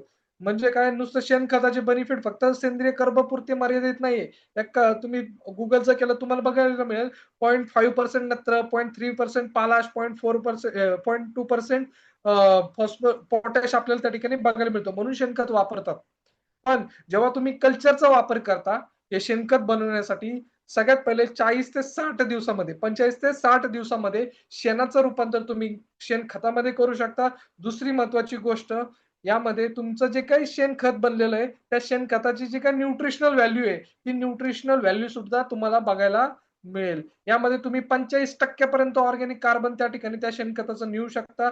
4% पर्यंत नत्र, 1% पर्यंत पोटॅशियम, 1% पर्यंत फॉस्फरस तुमच्या जमिनीमध्ये बाय डिफॉल्ट तुम्हाला ऍडिशन झालेला मिळेल. आता हे 4% जरी असलं 100 किलोला 4 किलो, पण आपण शेणखत घालताना टनानी घालतो का बॅगानी घालतो? आपण टनानी घालतो. जर टनानी मल्टिप्लाय केलं तर जवळ-जवळ 40 1 टन जरी म्हणलं तरी 40 किलो नंतर तुमच्या जमिनीत बाय डिफॉल्ट जातोच आहे. त्याच्यामुळं तुमच्या जो काही शेणखत आहे, या शेणखताची काय न्यूट्रिशनल मात्रा आहे, ही न्यूट्रिशनल मात्रा वाढवण्याचं काम या कल्चर नावाच्या प्रॉडक्टच्या माध्यमातून त्या ठिकाणी केलं जातं. नंतर आपलं सगळ्यांचं आवडतं हिरो प्रॉडक्ट म्हणजे आपलं बायोफिटचं स्टीम रिच जे की म्हणजे आपले सगळे प्रॉडक्ट सगळे याच्यापासून चालतं. पण या प्रॉडक्टमध्ये मार्केटमध्ये बरेचसे लोकं येऊन आले, गेले म्हणले आम्ही स्टीम रिच सारखं प्रॉडक्ट दिलंय. पण स्टीम रिच कोणीही बनवू शकलेलं नाहीये. का तर एक युनिक फॉर्म्युला आपण पेक्षा भारी प्रॉडक्ट येऊ शकलं नाही. एवढी फॅसिलिटी, एवढी R&D असून सुद्धा. का? कारण की या प्रॉडक्टमध्येच एवढा दम आहे. या प्रॉडक्टमध्येच एवढे रिझल्ट आपल्याला बघायला मिळतात. यामध्ये युनिकनेस आहे. युनिकनेस कशाचा आहे? यामध्ये आपण बायोस्टिम्युलंट्स वापरलेत. यामध्ये हार्मोन्स वापरलेले आहेत. हार्मोन्स काय करतात? पिकाच्या जे काही वाढीची अवस्था आहे, त्या वाढीच्या अवस्थामध्ये वेगवेगळे हार्मोन्स त्या ठिकाणी लागतात. म्हणजे काय? आपण जेव्हा एखादं एक्झाम्पल घेतो माणसाच्या बाबतीत शुगर ज्याची इम्बॅलन्स आहे, म्हणजे काय त्याचा इन्सुलिन कमी जास्त आहे. बरोबर ना? इन्सुलिन बॉडीतलं हार्मोन कमी जास्त झालं म्हणजे त्या माणसाला काय झालं? शुगर झालं. म्हणजे काय तुमच्या बॉडीची जी काही अवस्था आहे, ती अवस्था कोण रेग्युलेट करतं? शुगरची इन्सुलिन नावाचा हार्मोन करतो किंवा टेस्टोस्टेरॉन आहे. जेव्हा आपल्याला म्हणजे पुरुषांच्या बाबतीत हेल्दी पुरुष कोण? ज्याचं टेस्टोस्टेरॉन लेव्हल जास्त. जसं टेस्टोस्टेरॉन वाढत जातं, मुलांचं रूपांतर मिशा यायला लागतात, दाढी यायला लागते. म्हणजे काय होतंय, तुमच्या बॉडीची जी काही ग्रोथ अवस्था आहे, ती ग्रोथ अवस्था काही हार्मोनच्या माध्यमातून या ठिकाणी रेग्युलेट केली जाते. हेच हार्मोन्स किंवा पिकाला लागणारे जे काही इसेन्शियल हार्मोन्स आहेत, त्या हार्मोन्सचा वापर आणि काही बायोस्टिम्युलंट्सचा वापर आपण या प्रॉडक्टमध्ये केलेला आहे. ज्याचं एक युनिक कॉम्बिनेशन आपण मार्केटमध्ये दिलेलं आहे, जे आजपर्यंत कोणी कॉपी करू शकलेलं नाही. या युनिक कॉम्बिनेशनमध्ये एवढे भन्नाट रिझल्ट यामध्ये तुम्हाला बघायला मिळतात आहे. आता हे ज्या प्रॉडक्टचा USP काय आहे? हे प्रॉडक्ट तुम्ही सगळ्या पिकासाठी तर वापरू शकता. पण पिकाची जी काही वेगवेगळ्या अवस्था आहे, त्या वेगवेगळ्या अवस्थांमध्ये तुम्ही हे प्रॉडक्ट वापरू शकता. आज शेतकऱ्याचं काय झालंय, सीड ट्रीटमेंट करायची त्याला म्हणजे बीज प्रक्रिया करायची. बीज प्रक्रियासाठी तो वेगळा प्रॉडक्ट वापरतोय. पांढऱ्या मुळ्या वाढवायच्यात, पांढऱ्या मुळीसाठी वेगळा प्रॉडक्ट वापरतोय. त्याच्या झाडाच्या जे काही फांद्या वाढवायच्या, झाडाचे जे काही पानं लागणार आहे, ती पानं चांगली असली पाहिजे, रुंद असली पाहिजे, त्याच्यामध्ये काळोखी असली पाहिजे. याच्यासाठी मार्केटमधून नवीन प्रॉडक्ट वापरले जाते. तुमच्या झाडामध्ये जास्त फुलं लागत नाहीये किंवा फुलगळ जास्त प्रमाणात होतीये, त्याच्यासाठी मार्केटमध्ये दुसरे प्रॉडक्ट वापरले जातात किंवा तुमच्या झाडाला जे काही फळं लागतात, त्या फळाचा साईज, शेप, कलर तो हे करायचा त्याच्यासाठी मार्केटमधून अदर प्रॉडक्ट त्या ठिकाणी वापरलं जातंय. यामुळे काय होतंय शेतकऱ्याचा जो काही उत्पादन खर्च आहे, तो उत्पादन खर्च हा वाढला जातोय. म्हणजे काय त्याला वेगवेगळ्या कारणासाठी वेगवेगळे प्रॉडक्ट्स त्या ठिकाणी वापरले जाते. त्याचा उत्पादन खर्च वाढला जातो. याचं एक युनिक समाधान म्हणजे काय तर आपलं स्टीम रिच आहे. म्हणजे ते तुम्ही सीड ट्रीटमेंट म्हणजे बीज प्रक्रियेसाठी वापरू शकता. पांढऱ्या मुळीच्या वाढीसाठी वापरू शकता. नंतर पत्तीची काळोखी किंवा रुंदी जास्त करण्यासाठी किंवा जास्त फांद्या वाढवण्यासाठी स्टिमरीजची फवारणी तुम्ही त्या ठिकाणी घेऊ शकता. फुलगळ कमी करण्यासाठी स्टिमरीजचा वापर त्या ठिकाणी तुम्ही करू शकता. आणि तुमचं जे काय फळ आहे, फळाचा साईज शेप कलर वापरण्यासाठी सुद्धा तुम्ही या प्रोडक्टचा वापर करू शकता. हे एक युनिक प्रोडक्ट आहे. हे युनिक प्रोडक्ट तुम्हाला वेगवेगळ्या अवस्थांमध्ये चांगले रिझल्ट देण्याचं काम या ठिकाणी केलं जातं. म्हणजे काय, तुमची पानाची जसं मी रुंदी चांगली होती, पांढरी मुळी चांगली सुटती, जास्त फांद्या लागतात, फ्लॉवर फ्रूट ड्रॉप कमी होतो, साईड शेप कलर वाढतो. हेच स्टिमरीजचे या ठिकाणी बेनिफिट आपल्याला बघायला मिळतात. त्याच्यामुळं हे प्रोडक्ट आजपर्यंत 23 वर्ष झाले सेम नावानी, बघा बरं का, सेम नावानी, सेम कंटेंटनी, सेम कंपनीच्या माध्यमातून आणि सेम बाटलीच्या कलरच्या माध्यमातून आजपर्यंत आपण विकलेलो आहे. आपल्याला आज वेळ आलेली नाही कुठली मार्केटमध्ये कुठल्या प्रोडक्टचं नाव बदललं जातं, कुठल्या प्रोडक्टचं नाव बदललं जातं ज्याचं मार्केटमध्ये रिझल्ट आलेलं नाही, ज्याचं नाव खराब झालंय, अशा प्रोडक्टचं नाव बदललं जातं, कंपन्या बदललं जातं. पण गेली 23 वर्ष आपण त्याच नावाने, त्याच ब्रँड नेमनी किंवा त्याच कंटेंटनी मार्केटमध्ये अप्रतिम रिझल्ट या प्रोडक्ट्सच्या माध्यमातून देत आलोय. त्याच्यामुळे बायोफिटचे सगळे प्रोडक्ट हे तुम्हाला चांगले रिझल्ट देण्याचं काम अशा ठिकाणी करत आहेत. नंतर पुढे जाऊन बघितलं तर आता जसं मी सांगितलं, आता बऱ्याच वेळा स्टिमरीजची फवारणी करतात, पण स्टिमरीजचा तुम्ही जर ड्रेंचिंगसाठी वापर केला तर आणखीन चांगला रिझल्ट तुम्हाला कशा पद्धतीने बघायला मिळतो, हा सुद्धा मी व्हिडिओ एक या ठिकाणी प्ले करतो.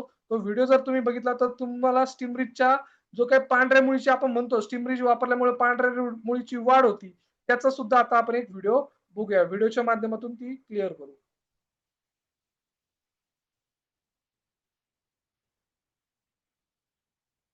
स्क्रीन दिसते का?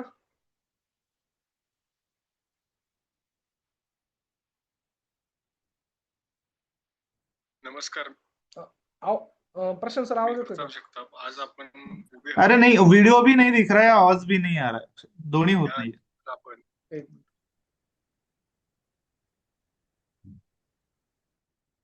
स्टिमरीजचा मुळींच्या म्हणजे ड्रेंचिंग साठी जर वापर केला तर कशा पद्धतीने रिझल्ट येतो आणि तो रिझल्ट एक चांगल्या पद्धतीने शूट केलाय तो तुम्हाला कळण्यासाठी या ठिकाणी मी व्हिडिओ प्ले करतो.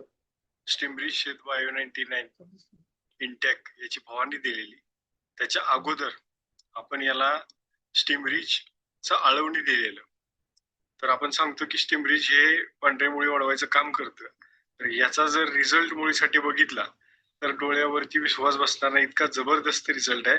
बघा, हे झेंडूचं झाड आहे, याला आता फुलं पण लागलेत आणि याची मुळी इकडे तुम्ही बघू शकता.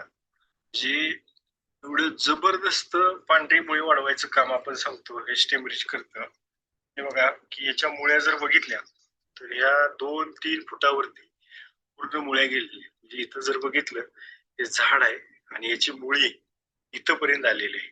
म्हणजे 2 वीथ ह्याची पांढरी मुळी वाढलेली आहे. म्हणजे असं पांढऱ्या मुळ्यांचं जाळं झालेलं तुम्हाला दिसेल. एवढी जबरदस्त हे स्टिमरीजचं कार्य आहे पांढरी मुळी वाढवण्याचं. 10 मिनिटं पूर्ण प्लॉट तुम्ही बघू शकता. संपूर्ण प्लॉट मध्ये कुठेही जरी चेक केलं तरी पांढरी मुळी प्रचंड प्रमाणात वाढलेली दिसेल. आणि फुलाची जर क्वालिटी बघितली, जस्ट सुरुवात आहे. बघा, एकदम जबरदस्त फुलाची क्वालिटी, कळ्यांची संख्या पण भरपूर आहे. 2 स्प्रे झालेले आहेत. तर इथून पुढे याला भरणी देऊन NPK आळवणी देऊन स्टिमरीज शेत बायो 99 इंटॅकची एक अशा पद्धतीने एक चांगला रिझल्ट तुम्ही सुद्धा तुमच्या शेतकऱ्यांसाठी त्या ठिकाणी शूट करू शकता. आणि या व्हिडिओच्या माध्यमातून जसं मी तुम्हाला आता सांगण्याचा प्रयत्न करतो की स्टिमरीजचा वापर तुम्ही ड्रेंचिंग साठी करा, जसं मी तुम्हाला कन्व्हिन्स करतोय, तुम्ही सुद्धा तुमचेच व्हिडिओ वापरून तुमच्या शेतकऱ्यांचे रिझल्ट वापरून फील्डवर तुम्ही चांगल्या पद्धतीने रिझल्ट त्या ठिकाणी दाखवू शकता. म्हणून वेळोवेळी मी सेशन मध्ये व्हिडिओ दाखवते. आता नवीन म्हणतो, आपलं पुढचं जे काही प्रोडक्ट्स आहे ते म्हणजे कुठले बायो 99, करेक्ट ना? हे प्रोडक्ट काय आहे, तर एक ऍडव्हान्स सिलिकॉन असणारं एक स्टिकर आहे, बरोबर, मिक्सर आहे आणि स्प्रेडर आहे. ह्या 3 प्रॉपर्टी या प्रोडक्ट मध्ये आहे. स्टिकरिंग करण्याचं काम करतं, मिक्सिंग करण्याचं काम करतं आणि स्प्रेडिंग करण्याचं काम करतं. आता स्टिकर का, कारण की जेव्हा तुम्ही कुठलंही औषधी म्हणजे कुठलंही केमिकल किंवा कुठले फवारणी करता, ती फवारणी पिकाला पकडून ठेवणं गरजेचं आहे किंवा काही प्रमाणात ते ॲब्झॉर्ब करणं पण काही काही प्रॉडक्ट्समध्ये गरजेचं आहे. मग ते करण्याचं काम किंवा फवारणीला पकडून ठेवण्याचं काम या प्रॉडक्टच्या माध्यमातून केलं जातं. दुसरी प्रॉपर्टी येते याची मिक्सिंग प्रॉपर्टी. मेजॉरिटी जे काही केमिकल्स आहे किंवा शेतीला लागणारे जे काही औषध आहे, हे पेट्रोलियम बेस आहेत. तुम्ही जर त्याची नावे बघितली टोबॅकोनॉझोल, अमुक-तमुक किंवा बेन्झोएट वगैरे हे काय आहेत? हे एक प्रकारचे पेट्रोलियम बेस्ड प्रॉडक्ट आहेत. हे पेट्रोलियम बेस्ड प्रॉडक्ट कधीही पाण्यामध्ये 100% मिक्स होत नाही आणि जर 100% मिक्स झाले नाही, तुमचा फवारणीचा खर्च त्या ठिकाणी वाढणार आहे. त्याच्यामुळे या प्रॉडक्टचा दुसरा फायदा काय आहे? तर 100% मिक्सिंग करण्याचं काम या प्रॉडक्टच्या माध्यमातून केलं जातं आणि तिसरं महत्वाचं म्हणजे याचा प्रॉपर्टी ती म्हणजे स्प्रेडिंग करण्याचं काम या प्रॉडक्टच्या माध्यमातून केलं जातं. म्हणजे काय तुम्ही फवारली, ती फवारणी पूर्णपणे त्या पिकाला कव्हर करणं गरजेचं आहे. म्हणजे काय मी आता एक म्हणजे जेव्हा तुम्ही बुरशीचा अटॅक बघता किंवा तुम्ही एखाद्या किडीचा अटॅक बघता, तो सहसा वरती नसतो. तो कधी-कधी पिकाच्या खाली असतो, 2 फांद्याच्या मध्ये असतो, काही हिडन जागेवर असतो. तर अशा वेळेस तुम्ही जे औषध फवारताय, ते औषध पूर्णपणे पिकाला स्प्रेड होणं गरजेचं आहे. पूर्ण पिकाला जिथं-जिथं तो बुरशीचा अटॅक आहे, जिथं-जिथं त्या व्हायरसचा अटॅक आहे किंवा जिथं-जिथं त्या किडीचा अटॅक आहे, तिथपर्यंत ते औषध पोहोचणं गरजेचं असतं. म्हणून या प्रॉडक्टचा वापर तुम्ही स्टिकिंगसाठी, मिक्सिंगसाठी आणि स्प्रेडिंगसाठी करू शकता. पाऊस आल्यानंतर तुमचं औषध धरून राहिलं पाहिजे म्हणून ती स्टिकिंग प्रॉपर्टी त्या ठिकाणी काम केली. नाहीतर पाऊस आला आणि फवारणी गेली वाया असं नको व्हायला. त्याच्यामुळे तुमचं जे काही औषध आहे, ते पकडून ठेवण्याचं काम या प्रॉडक्टच्या माध्यमातून केलं जातं. हे जे काही प्रॉडक्ट आहे, हे तुम्ही केमिकल सोबत सुद्धा वापरू शकता. या आधीचे जे काही प्रॉडक्ट्स मी सांगितले हे बॅक्टेरियल बेस्ड प्रॉडक्ट होते आणि जैविक प्रॉडक्ट असल्यामुळे ते कुठल्याही केमिकल सोबत वापरणं तुम्हाला टाळायचे किंवा वापरायचे नाहीत. आता हे जे काही बायो 99 आहे, या बायो 99 चे रिझल्ट किंवा डेमो सुद्धा आपण या व्हिडिओच्या माध्यमातून पुन्हा एकदा बघू. याचा सुद्धा एक छानसा व्हिडिओ दाखवतो. सेम डेमो तुम्हाला त्या ठिकाणी करायचा आहे आणि एक चांगला सेल तुम्ही त्या ठिकाणी जनरेट करू शकता. हा व्हिडिओ ऑलरेडी तुम्ही बघितला असेल किंवा डेमो केलाही असेल तरी पण नवीन लोकांसाठी मी पुन्हा एकदा प्ले करतोय. शेतकऱ्यांनी एक पान घेतलंय, पाण्यावर पाण्याचा थेंब टाकलाय. बरोबर? आता हे पान थोडंसं वरती मुडपलेलं आहे. बरोबर? पण जेव्हा तो काडी घेतोय बायो 99 मध्ये बुडवतोय, अगरबत्तीची काडी आहे आणि फक्त एक थेंब पण घेत नाही, नुसतं बुडवून ती एकदम पुसून पासून त्या पाण्याच्या थेंबाला या ठिकाणी तो टच करतोय. आणि टच केल्या केल्या तुम्ही जर बघता मी जी प्रॉपर्टी सांगितली तिसऱ्या नंबरची स्प्रेडिंग करण्याचं काम या प्रोडक्टच्या माध्यमातून त्या ठिकाणी केलेलं आहे. म्हणजे पाण्याचा जो काही शेप हो तो वरती मुडपलेलं पाणी पण जेव्हा ते टच झालं म्हणजे गुरुत्वाकर्षणच्या विरुद्ध दिशेला सुद्धा स्प्रेड करण्याचं काम या प्रोडक्टच्या माध्यमातून त्या ठिकाणी केलेलं आहे. म्हणजे काय हे प्रोडक्ट एक अतिशय चांगला डेमो सुद्धा हा करू शकता आणि याची जी काही प्रॉपर्टी ही प्रॉपर्टी तुम्ही दाखवू शकता. याच्यामध्ये आणखीन एक डेमो येतो म्हणजे तुम्ही जे काही खोबरं तेल आहे ते खोबरं तेल तुम्ही 2 काचेच्या 2 प्लास्टिकचा ग्लास घ्या, त्याच्यामध्ये पाणी टाका. बरोबर? दोन्ही ग्लासामध्ये एकामध्ये तेलाचे 4 थेंब टाका दोन्ही याच्यात. बरोबर ना? आणि एका याच्यात फक्त बायो 99 एक्स्ट्रा टाका. तर जेव्हा तुम्ही ज्या दोन्ही याच्यात तेल टाकलं, एका ग्लासातलं तेल तुमचं पूर्णपणे मिक्स झालेलं नसणार आहे. पण ज्या ग्लासामध्ये तुम्ही बायो 99 वापरलंय त्या ग्लासामधलं तेल सुद्धा पाण्यासोबत मिक्स झालेलं तुम्हाला त्या ठिकाणी दिसणार आहे. म्हणजे काय तुमची जी काही मिक्सिंगची प्रॉपर्टी आहे, ती मिक्सिंगची प्रॉपर्टी या डेमोच्या माध्यमातून तुम्ही त्या ठिकाणी दाखवू शकता. ठीक आहे. आपण थोडंसं पुढे जाऊयात. हे झालं बायो 99 नंतर आता इथून पुढचे जे काही प्रॉडक्ट्स आहेत, हे प्रॉडक्ट म्हणजे कसे प्रॉब्लेम आहे आणि त्या प्रॉब्लेमचं सोल्युशन आहे. म्हणजे काय माझा अटॅक बुरशीचा आहे, बुरशीचं औषध. अटॅक व्हायरसचा औषध. अटॅक अळीचा औषध.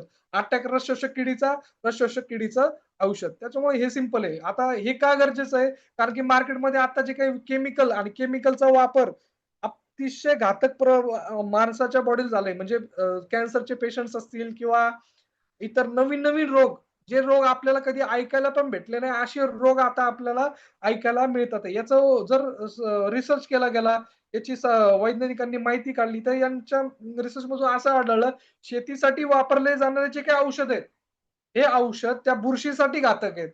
त्या अळीसाठी जे घातक आहेत, त्याचे ट्रायल बुरशीवर केलेत, त्याचे ट्रायल त्या अळीवर केलेत. पण माणसावर त्याचे ट्रायल केलेले नाहीयेत. पण जेव्हा ते औषधं वापरल्यानंतर ते झाडं जेव्हा आपण किंवा फळं खातो, ते फळं मग आपल्या पोटात सुद्धा त्या ठिकाणी जातात आणि ते हेवी मेटल्स किंवा जे काही पेस्टिसाइड आहे ते आपल्या पोटामध्ये गेल्यानंतर वेगवेगळ्या प्रकारचे जे काही नुकसान आहेत, ते वेगवेगळ्या प्रकारचे जे काही आजार आहेत, ते आपण आता भोगायला बघतोय. नुसतं खाणाऱ्याच्या आरोग्याला हानिकारक नसून तर जे काही फवारतोय, त्या फवारणाऱ्यांच्या पण आरोग्याला हानिकारक आहे. म्हणजे मागचं तुम्ही आय थिंक न्यूज ऐकली असेल, नुसती फवारणी करताना सुद्धा ते केमिकल त्या शेतकऱ्याच्या हवेमार्फत किंवा नाकावाटं त्या शेतकऱ्याच्या तोंडावर गेलं, तर ते शेतकऱ्यांची मृत्यू त्या ठिकाणी झाला. म्हणजे एवढी वाईट अवस्था आजच्या या केमिकलची. म्हणजे ते बॉटलवर केमिकलच्या औषधावर 4 प्रकारचे त्रिकोण असतात. एक लाल असतो, एक पिवळा असतो, एक निळा असतो, एक हिरवा असतो. तो कोणासाठी असतो? तो किडीसाठी नसतो, तो आपल्यासाठी असतो, की हे औषध खूप डेंजर आहे. तुमच्या तोंडावाटं, तुमच्या नाकावाटं किंवा तुमच्या स्किनला सुद्धा टच होऊ देऊ नका. वैज्ञानिकांनी फवारणी करताना तुमचं तोंड झाकलेलं पाहिजे, तुमची हात कव्हर असली पाहिजे, सकाळीच फवारलं पाहिजे किंवा संध्याकाळी फवारलं पाहिजे. का तर वारं कमी असतं, अंगावर उडणार नाही, नाकावाटे तोंडावर जाणार नाही. वाऱ्याच्या विरुद्ध दिशेला तुम्हाला फवारणी करायची. हे का सांगितलंय? कारण की याचा खाणाऱ्याच्या आरोग्याला तर धोका आहेच. पण हे जो वापरतोय त्याच्या सुद्धा आरोग्याला तितकाच धोका त्या ठिकाणी बघायला मिळतोय.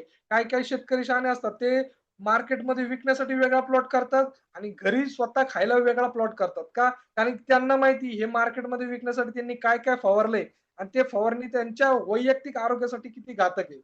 बरोबर ना? मग याला एक चांगलं समाधान भेटलं पाहिजे आणि समाधान पण परवडणारं असलं पाहिजे. म्हणजे काय? केमिकलच्या तोडीस तोड आणि केमिकल पेक्षाही स्वस्त औषध जर मला मिळालं आणि त्याचा जर मला रिझल्ट बसत असेल, तर मी अशी प्रॉडक्ट वापरली पाहिजे. म्हणजे जेणेकरून खाणाऱ्याला पण काही प्रॉब्लेम नाही आणि फवारणाऱ्याला पण काही प्रॉब्लेम नसला पाहिजे. आणि असंच एक समाधान नेटसपच्या माध्यमातून बायोफिट बायोपेस्टिसाइड रेंजच्या माध्यमातून देण्याचं काम आपण या ठिकाणी केलेलं आहे. यातलं पहिलं प्रॉडक्ट आहे आपलं रॅपअप नावाचं. हे एक रॅपअप नावाचं प्रॉडक्ट आहे. अंडरलाईन करा. बुरशी आणि बॅक्टेरियाजन्य जे काही रोग आहेत, बुरशी आणि बॅक्टेरियाजन्य रोगांपासून संरक्षण देण्याचं काम या प्रॉडक्टच्या माध्यमातून त्या ठिकाणी केलं जातं. आता प्रत्येकाकडे मोबाईल आहे. मोबाईलला प्रत्येकाने कव्हर टाकलेले. कव्हर का टाकलंय? पूर्ण पुढून टाकलंय, मागून टाकलंय. का? कारण की येणाऱ्या फॉरेन पार्टिकल्स पासून संरक्षण करण्याचं काम या मोबाईलला आपण केलेलं आहे.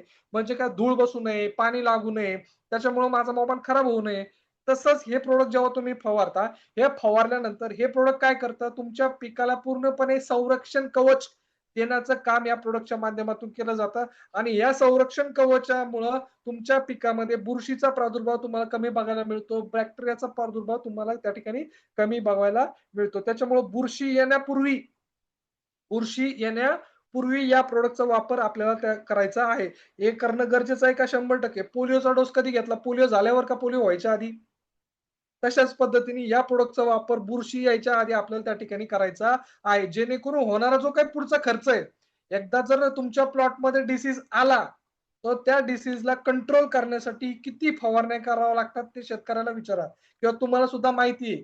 त्याच्यामुळं जास्त खर्च जर वाचवायचा असेल, तर तुम्ही रॅपअपचा 1-2 फवारण्या घ्या. एक चांगलं संरक्षण देण्याचं काम आधीच करून ठेवा, जेणेकरून तुमचा खर्च वाढणार नाही. एक जैविक प्रॉडक्ट आपण त्या ठिकाणी तुम्हाला बघायला देतोय. अंडरलाईन करा.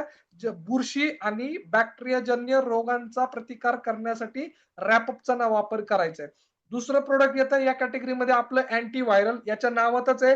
व्हायरसजन्य जे काही रोग आहेत, व्हायरसजन्य रोगांना येण्यापासून तर अडवायचंच आहे. पण आल्यानंतर सुद्धा त्याच्यापासून रिकव्हरी पाहिजे असेल तर अँटीव्हायरल नावाच्या प्रॉडक्टचा वापर करायचा आहे. म्हणजे जसं रॅपअप मी सांगितलं, आधीच वापरायचंय. पण हे प्रॉडक्ट व्हायरस आल्यानंतर सुद्धा तुम्ही वापरू शकता. व्हायरस आल्यानंतर सुद्धा आलेल्या व्हायरसला कंट्रोल करण्यासाठी याचा वापर तुम्ही करू शकता. आणि या प्रॉडक्टची खासियत काय? भारतामध्ये एकमेव आपल्याकडे हे प्रॉडक्ट आहे जे की अदर कंपनीमध्ये तुम्हाला बघायला मिळणार नाही. जे की डायरेक्टली व्हायरसला अटॅक करतं. म्हणजे काय मार्केटमध्ये जे प्रॉडक्ट मिळतात, जे सांगतात आम्ही व्हायरसला कंट्रोल करतो, ते डायरेक्टली व्हायरसला कंट्रोल करत नाही. ते व्हायरस पसरवणाऱ्या कीटकांना कंट्रोल करण्याचं काम या प्रॉडक्टच्या माध्यमातून केलं जातं. पण आपलं जे काही प्रॉडक्ट आहे, हे प्रॉडक्ट व्हायरस पसरवणाऱ्या कीटकांना तर कंट्रोल करतच. पण आलेल्या व्हायरसवर सुद्धा अटॅक करून त्याच्यापासून रिकव्हरी देण्याचं काम या प्रॉडक्टच्या माध्यमातून केलं जातं. याचे सुद्धा अतिशय भन्नाट रिझल्ट आपल्याला बघायला मिळालेले आहेत. तुमच्या सीनियरकडनं, तुमच्या कलीग्सकडनं याचे रिझल्ट तुम्ही त्या ठिकाणी बघू शकता. अतिशय चांगलं प्रॉडक्ट आहे. दुसऱ्या कंपनीकडनं तुम्हाला बघायला मिळणार नाही. याच्या नावातच आहे. व्हायरस असेल तर तुम्हाला हे प्रोडक्ट वापरायचं आहे. मग कुठल्या कुठल्या पिकावर व्हायरस येतो? पपईवर येतो, केळीवर येतो, नंतर वेलवर्गीय जेवढे प्रोडक्ट आहेत किंवा जेवढ्या भाजीपाला वर्गीय पिकं आहेत, त्या सगळ्या पिकावर व्हायरसचा अटॅक येतो आणि आलेल्या व्हायरस नंतर शेतकऱ्याला विचारा, प्लॉटच्या प्लॉट उपटून फेकून द्यावा लागतात. व्हायरस लवकर कंट्रोल होत नाही. त्या शेतकऱ्याला पूर्णच्या पूर्ण प्लॉट उपटून फेकावं लागतात. मिरची असेल, ते आला व्हायरस तर प्लॉट गेला समजायचा. पण तिथं सुद्धा तुम्हाला चांगली रिकव्हरी पाहिजे, तिथं सुद्धा चांगला रिझल्ट पाहिजे, तर या प्रोडक्टचा वापर तुम्हाला त्या ठिकाणी करायचा आहे. अतिशय चांगला रिझल्ट देणारं प्रोडक्ट आहे इंटॅक्ट, जे आपलं पुढचं प्रोडक्ट आहे. पुढच्या काही दिवसामध्ये याचं नवीन व्हर्जन तुम्हाला बघायला मिळणार आहे. म्हणून आजच्या स्लाइडमध्ये तुम्हाला आता सांगून देतो कधी येणार आहे हे मला सुद्धा माहित नाही, पण लवकरच येणार आहे याची मी तुम्हाला शाश्वती देतो. हे प्रोडक्ट काय काम करतं, तर रस शोषक किड्यांपासून संरक्षण करण्याचं काम करतं. आता रस शोषक किडे कोणती, तुमची ऍपिड्स असतील, लीफ ऑफर असतील, व्हाईट फ्लाय असतील, थ्रिप्स असतील, या रस शोषक किडींपासून तुमच्या पिकाला कंट्रोल करण्याचं काम या प्रोडक्टच्या माध्यमातून केलं जातं. रस शोषक किडी आहे, काय फवारायचं, इंटॅक्ट. जसं मी सांगितलं, बुरशी आहे, रॅपअप, व्हायरस आहे, अँटीव्हायरल, तसंच रस शोषक किडींचा प्रादुर्भाव कमी करायचा आहे, तर तुम्हाला या इंटॅक्ट नावाच्या प्रोडक्टचा वापर करायचा आहे. शेवटचं प्रोडक्ट आपलं बायो लार्विसाइड, जे की अळीवर्गीय जेवढे पीक किडे आहे, या अळीवर्गीय पिकांना फवारणीसाठी वापरायचं आहे. होमनीसाठी याचे रिझल्ट घेतलेले नाही. याचा वापर मातीमध्ये आपल्याला करायचा नाहीये. त्याच्यामुळे मातीच्या वर जेवढे किडे येतील, जेवढ्या अळी येतात, त्या अळींसाठी या प्रोडक्टचा वापर आपल्याला या ठिकाणी करायचा आहे. आता ह्या अळी कुठल्या, मग ती कपाशीतली बोंडअळी असेल, वांग्यामधली अळी असेल, हरभऱ्यामधली अळी असेल, ऊसामधली अळी असेल, टोमॅटो मधली, म्हणजे जेवढ्या पिकामध्ये अळी येतात त्या सगळ्या अळींसाठी बायो लार्विसाइड नावाच्या प्रोडक्टचा आपल्याला या ठिकाणी वापर करायचा आहे. मी सांगितलं रस शोषक किडे असेल तर इंटॅक्ट, अळी असेल तर लार्विसाइड. आता या प्रोडक्टची युएसपी काय आहे, अळीवर्गीय जे काही कीटकनाशक आहे हे खूप स्ट्रॉंग आहे. फवारल्यानंतर सुद्धा त्याचा रेसिड्यू बघायला मिळतो आणि रेसिड्यू जर आढळला, तुमचा माल ऑर्गॅनिक म्हणून विकला जात नाही. झिरो या प्रोडक्टचा म्हणजे युएसपी काय आहे, तर झिरो रेसिड्यू तुम्हाला बघायला मिळतात. कुठल्याही प्रकारचा हानिकारक केमिकल यामध्ये वापरला नाही. अतिशय इको फ्रेंडली प्रोडक्ट या ठिकाणी बघायला मिळते. आता शेवटचा मुद्दा घेतो, लवकरच मीटिंग संपवतो. कुठल्याही अळीवर्गीय किंवा कुठलीही कीड जेव्हा आपण कंट्रोल करतो, थोडंसं लक्ष द्या 2 मिनिटं.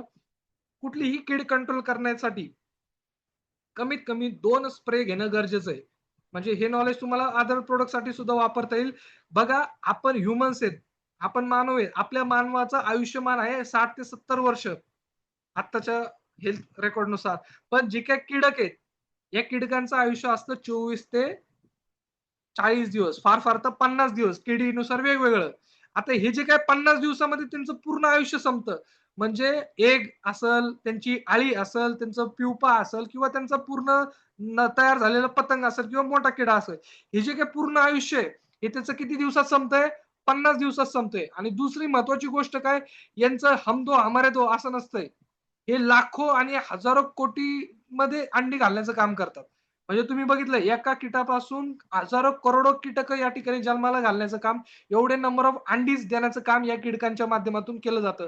म्हणजे काय, यांचं आयुष्यमान पण कमी आहे आणि यांचा जो काही मल्टिप्लिकेशनचा रेट आहे तो सुद्धा खूप जास्त आहे. मग काय होतं, जेव्हा तुम्ही फवारता तात्पुरतं तुम्हाला रिझल्ट बघायला मिळतो. परत 7 दिवसानंतर तुम्हाला काय होतं, त्या किडीचा प्रादुर्भाव आलेला दिसतो. कुठल्याही कुठल्याही प्रोडक्टचा घ्या.